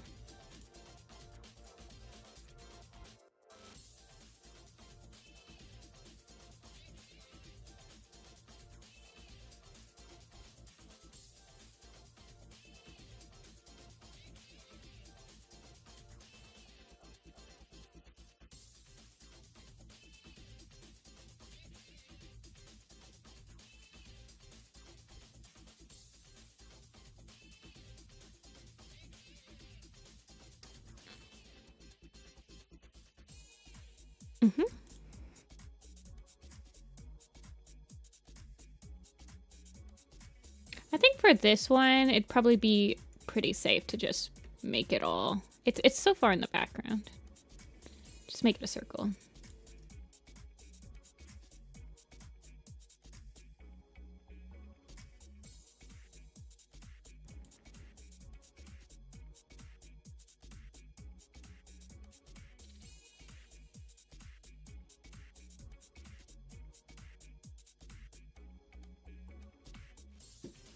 It's Juniper Claw, Bristle Frost, and Root Spring.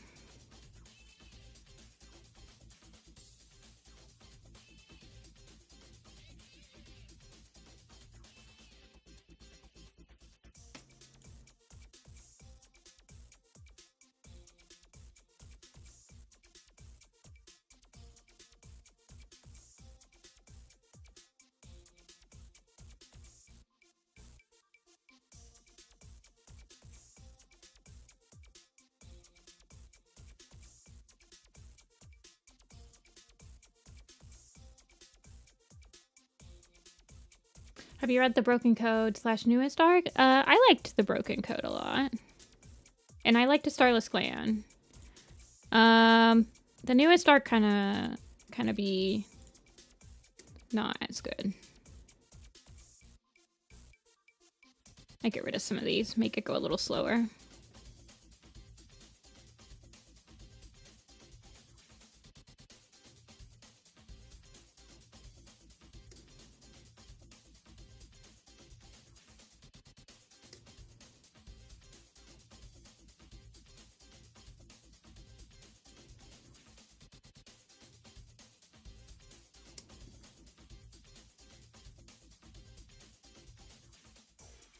I also feel like the boat should probably be slowly moving across screen because I think in the next part, it ends with the boat hitting the shore of the island that Bristlefrost is going to be getting off on.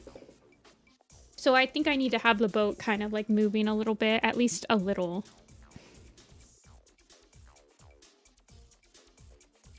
Put that below everything.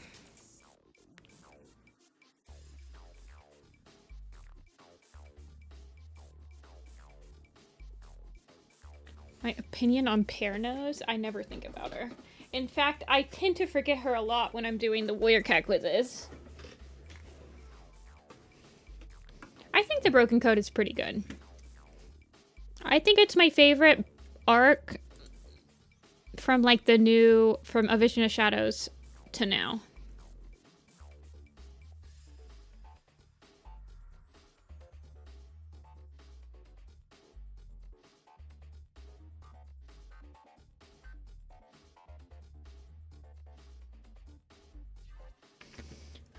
Yeah, you're right. Root Spring is... Because, well, how did Fern's song end up? Okay, I think I actually tinted him down.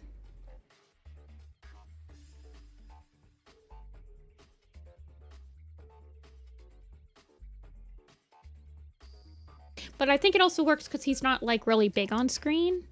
So it's actually pretty appealing to just have that splash of yellow. But when it's all right here, it's like there's not enough balance of the purple and then the yellow of Root Spring.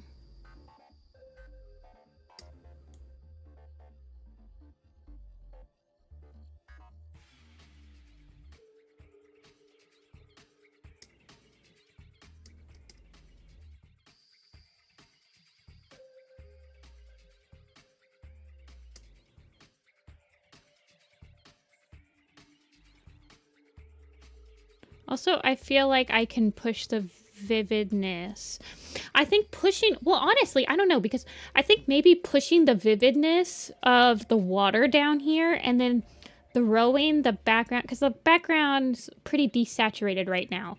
So either I think it's because I had these two screens on it as well. That's not really helping. I think these two screens are really...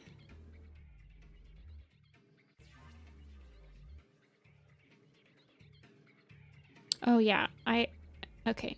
But I can't change the screen because it's, I'm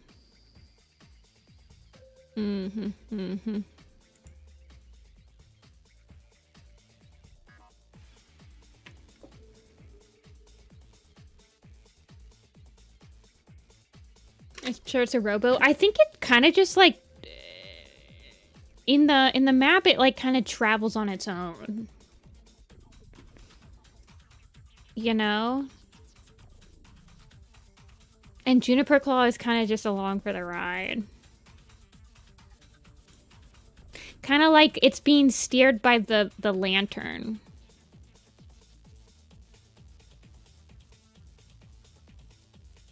Yeah, I think this shot overall is just like I think what's it struggling with is that the only vivid part is bristle and root. Whereas in a lot of these other shots, the majority of it is vivid. Like, hold on, let me snapshot this one. Like,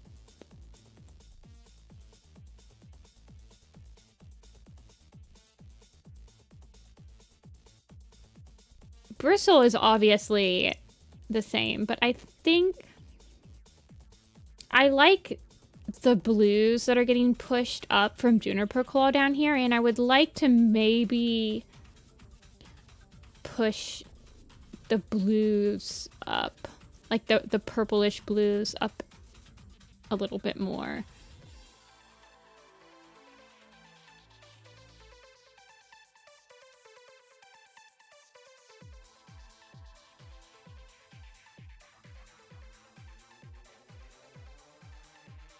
I have the map call in the description. You can read the map call. Or the map call is the pinned comment. I don't have time. Sorry.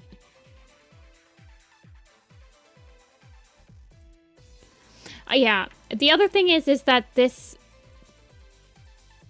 I need the light in the background. The background needs light in as well. Hold on.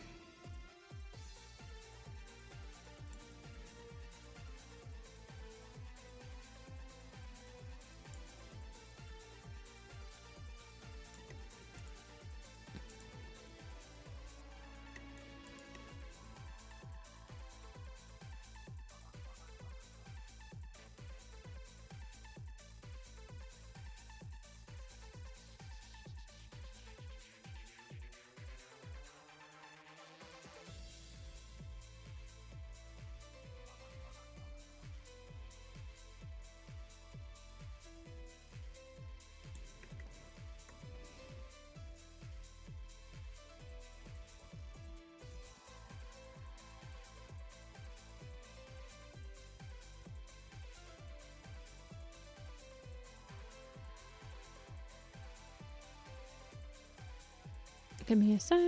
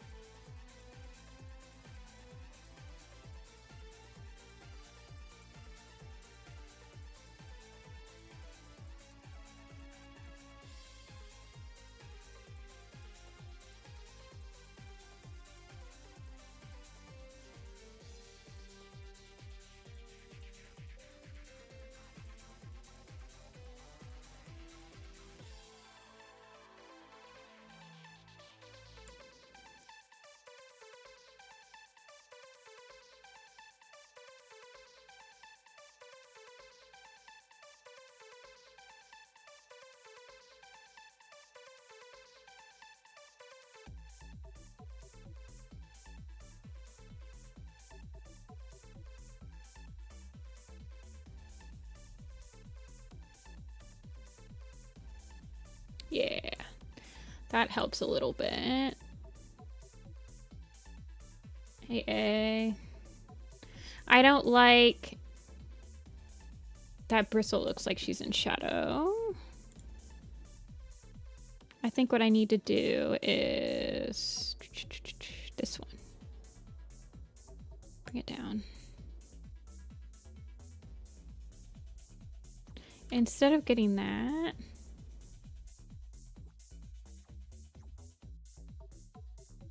I need to do a lightened layer that only lightens the darker colors.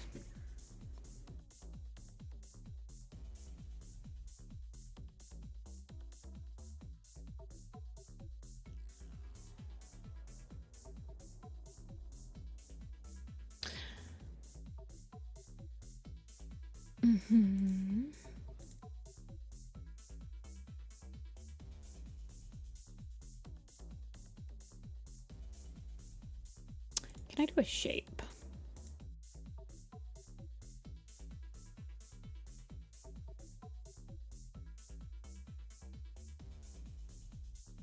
Give me a sec. I need to go back to the map.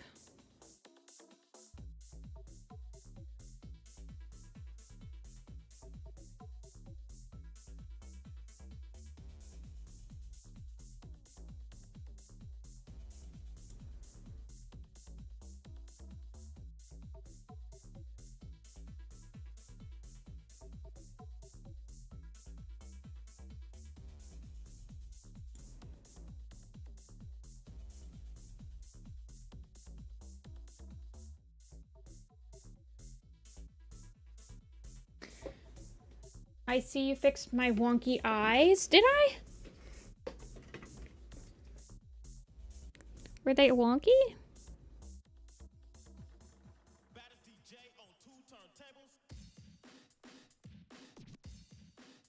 I don't think I fixed them. I did add some in-betweens to make it all on twos.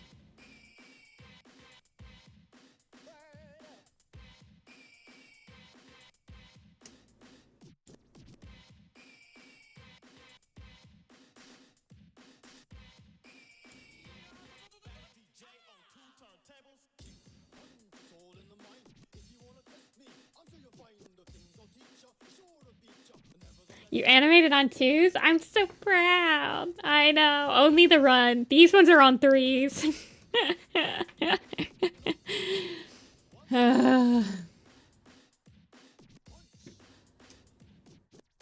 Yeah, I just added twos.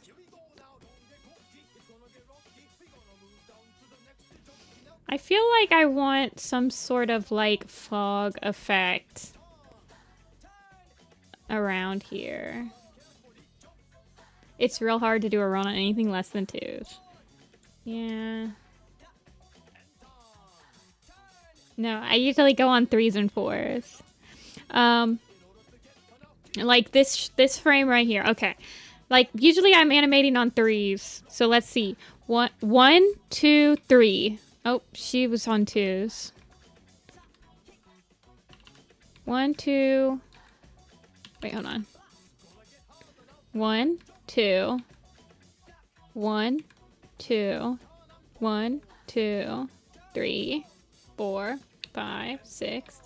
Wait, 1, 2, 3. I don't know. There's no rhyme or reason. This guy, he's on a lot of things. 1, 2, 3. 1, 2, 3. 1, 2, 3. Wait, no, he's on 2. Okay, yeah. I don't keep it consistent. I literally just add frames until it looks fine. The smear frames are all on 3s, by the way.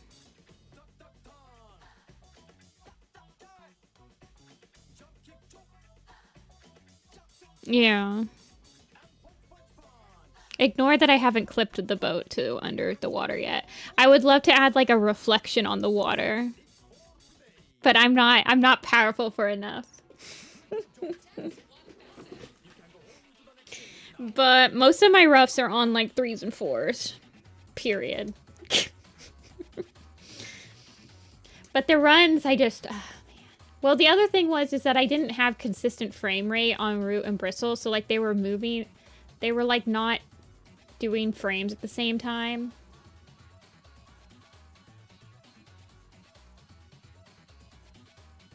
No, I know how to do it. I'm just... I'd have to do something like this. No, I'll do it. I'm getting to the point in the process of having done After Effects for so long that, like, every little thing is starting to wear me down. I just have to do this.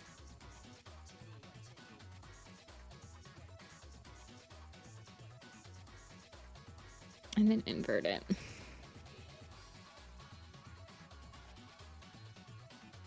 And then I just have to duplicate this.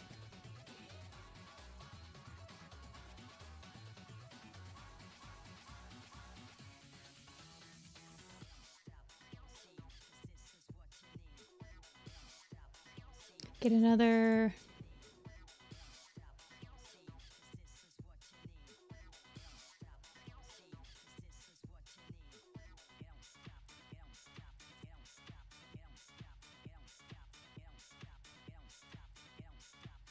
Am I on the wrong one?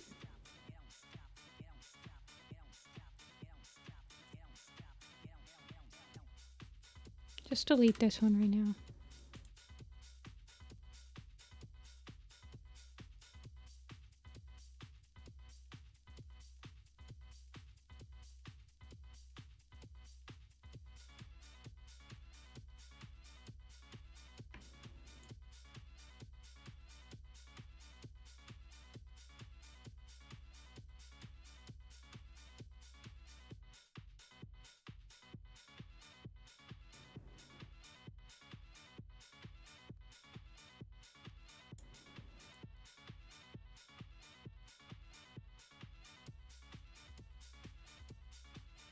Yeah.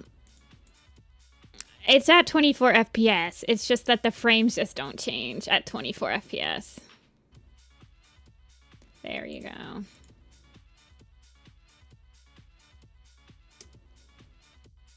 The slight.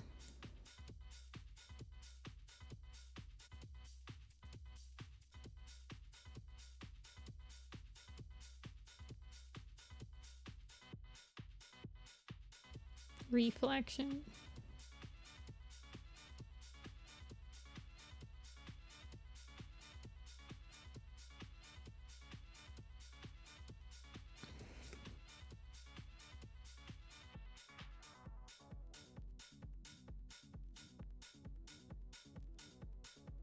Why is it doing this?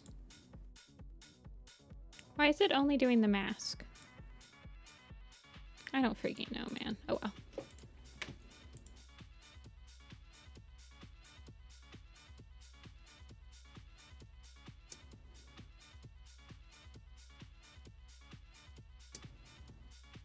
And then just blur the whole thing. This is the thing, right? You just take the adjustment layer and you freaking blur the whole thing.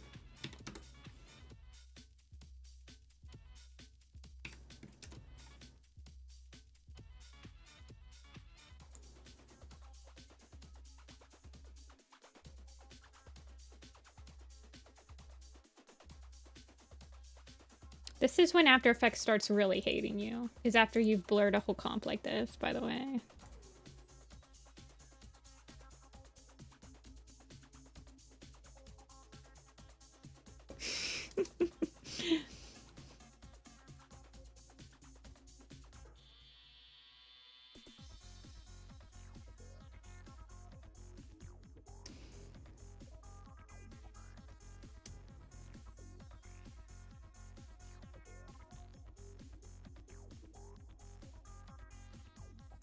Yeah, I definitely want to fix Root Spring.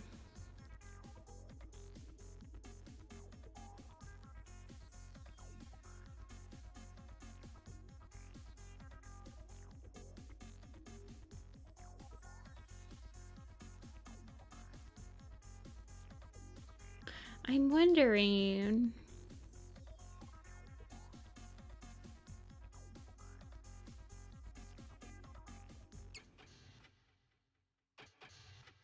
I might be able to find a different foggy...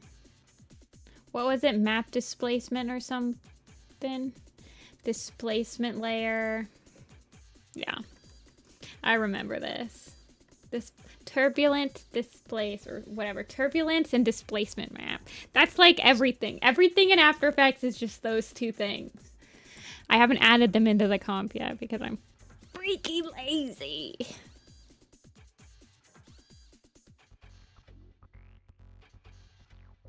Well, doesn't look like this will get done today, but it's pretty darn close. You gotta admit I got pretty dang close.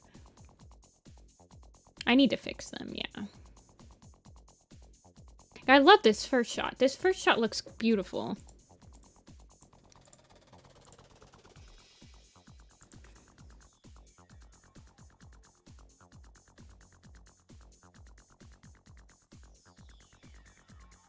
Like, it's perfect. Look, it looks perfect in black and white. This one's a little struggling, like value-wise, it's pretty bland, but it's fine for what it has. And see, this is what's causing me... I feel like these guys need to get pushed a little bit more.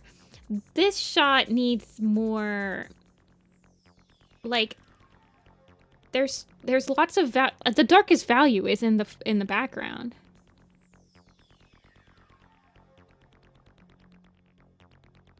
So I think I need to push the dark colors up here a little bit more to pull you forward.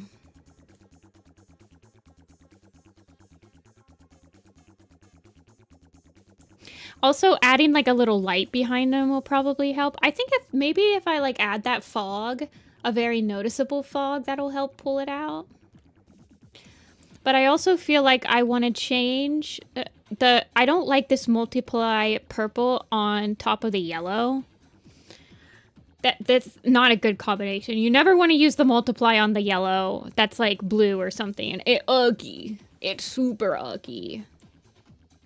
So we should fix that. Definitely fix Root. He needs some work. His blue, even though I love his like red nose and his blue eyes, he's really clashing with the entire palette of this part to the point where I need to color correct him a lot. Yeah, that's also true. I think I'm also struggling with, okay, I took these boards from somebody. So I did not board these shots. I just animated them. And I wish I would have caught this before I started working on it.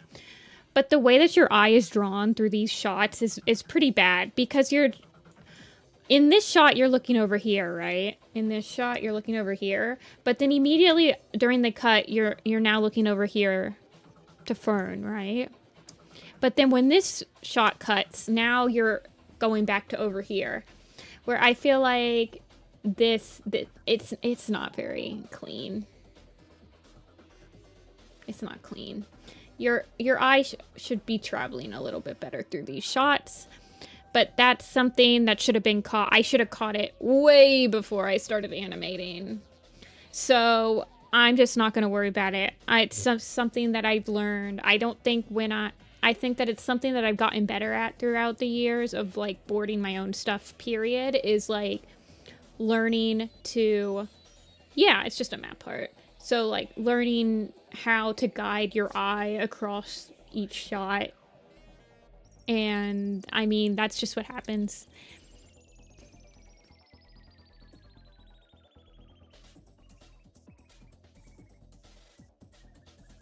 But yeah, Root is definitely giving me issues because I love this shot. And this shot, I'm quite satisfied with the colors, even though Fernsong's also that yellow. But Root, we gotta talk, Root. What if...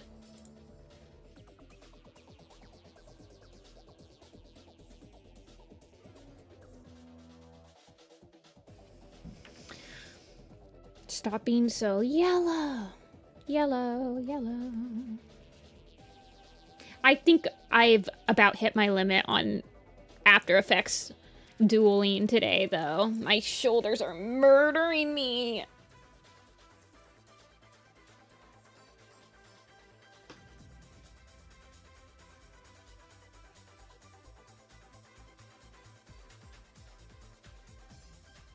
Banana. I know, it's like it's like his entire description is that he's a bright yellow cat or something.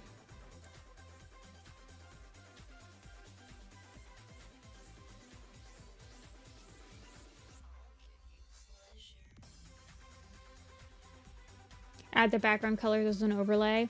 Yeah. My only issue is that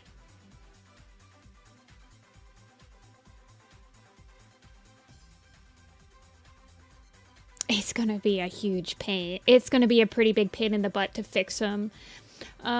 You can do stuff like change to color. So what I might end up doing is I might pull this shot into Photoshop and try to color correct him. And then use that shot, use that like Photoshop picture to change to color the comp in After Effects.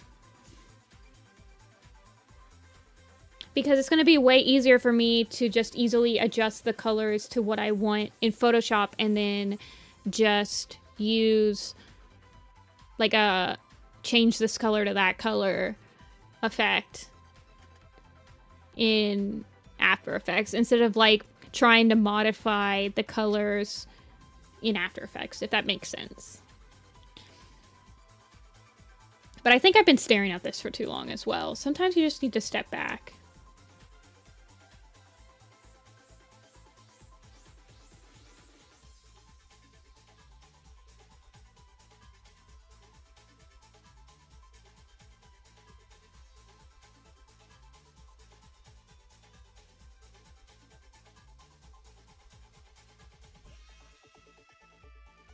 I think the main issue is that I had a color key for these two, right? So the color key that I was given for the part. Can I just paste this in here? But is it gonna let me do that?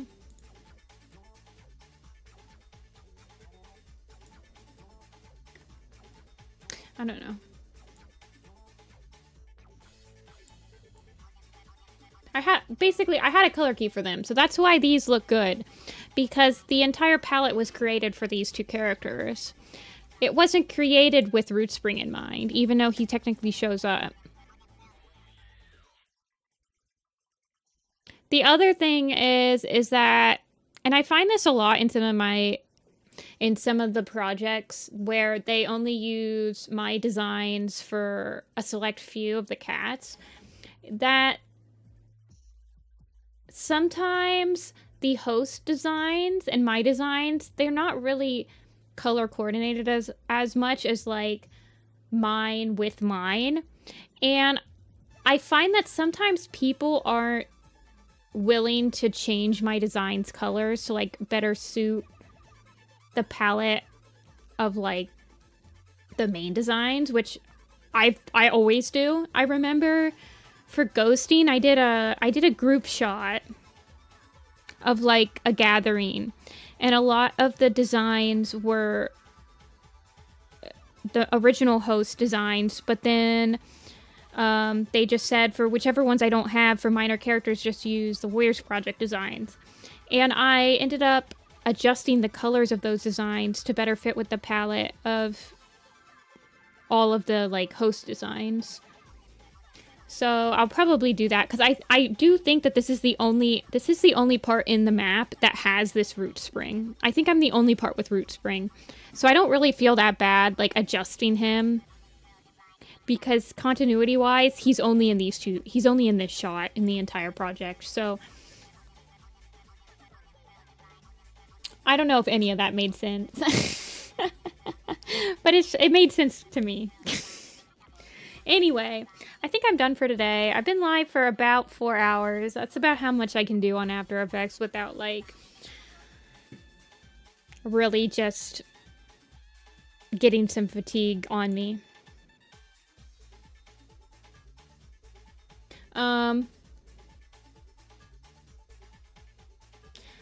So Thursday's stream is going to be the birthday stream. It's going to be a lot different than any other stream this year. We're just going to be hanging out. We're going to be watching map parts and PMVs and AMVs and just like, you know, chilling and having fun. It'll be at 1 p.m. It'll start at 1 p.m. Eastern Standard Time. An hour earlier than the stream started today. So yeah, it'll be really fun. We're just gonna watch projects. We're not gonna do any art. We're just gonna, you know, have some fun. I do have a suggestion form. Let me grab it.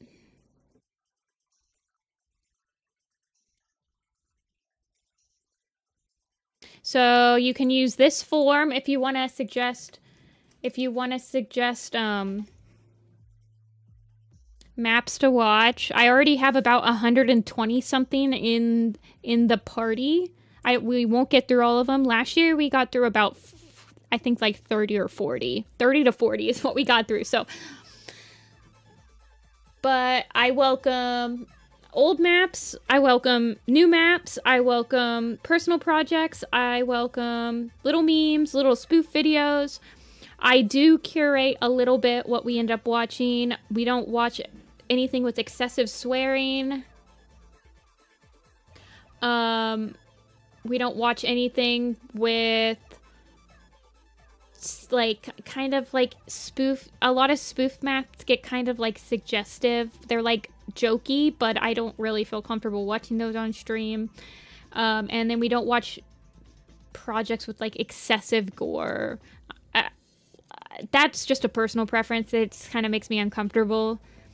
So there is a little bit of curation involved, but I try to balance old stuff and new stuff so that I'm getting like my nostalgic hit, but I'm also like seeing what the fandom has to offer. I mean, we'll watch a little bit of horror. Like, I'm okay with... Like, we watched This Is Halloween. We watched... I'm okay with, like, that Follow Me, like, Five Nights at Freddy's song that's Dovepaw and Ivy Paw, like, in the tunnels. I'm okay with that sort of, like, cartoony gore. But... I honestly... Oh, and we also... I don't watch any AU maps. I'm not familiar with AUs enough to, like, feel... I feel like my reaction to them wouldn't be very... Like... They're just not for me. I try to watch stuff that's more, like, based in the canon of Warrior Cats. I just feel like it appeals to me a little bit more. The thing is like a lot of the AU maps I'll never have seen, and I won't have time on stream to like read what the AU is. So I don't know. So yeah. I try to watch stuff that's more based. No. There are really good AU maps. I just feel like I can't watch them back to back, if that makes sense. Like, based in canon. It's a lot easier for me. See, I don't agree with you, Silky.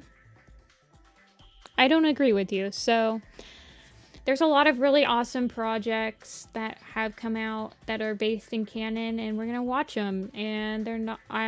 Honestly, I don't have too many Ashfur stuff. I don't have too much Maple Shade in there. I don't have too much Hollyleaf. I feel like I have a pretty good mix already. So yeah, I'm excited. It'll be completely ad-free. I won't be running ads on it at all. It's just gonna be like a nice fun vibe, and yeah, it's gonna be, last year was about 6 hours, so I'm expecting it to be about that long. Yeah, and then I don't usually research the maps. I don't usually, like, when people send me new ones, I kind of just watch them, so. Anyway, thank you guys so much for watching. I really appreciate it. I will see you guys all on Thursday, where we'll have fun. And until next time, I will talk to you guys later. Bye-bye.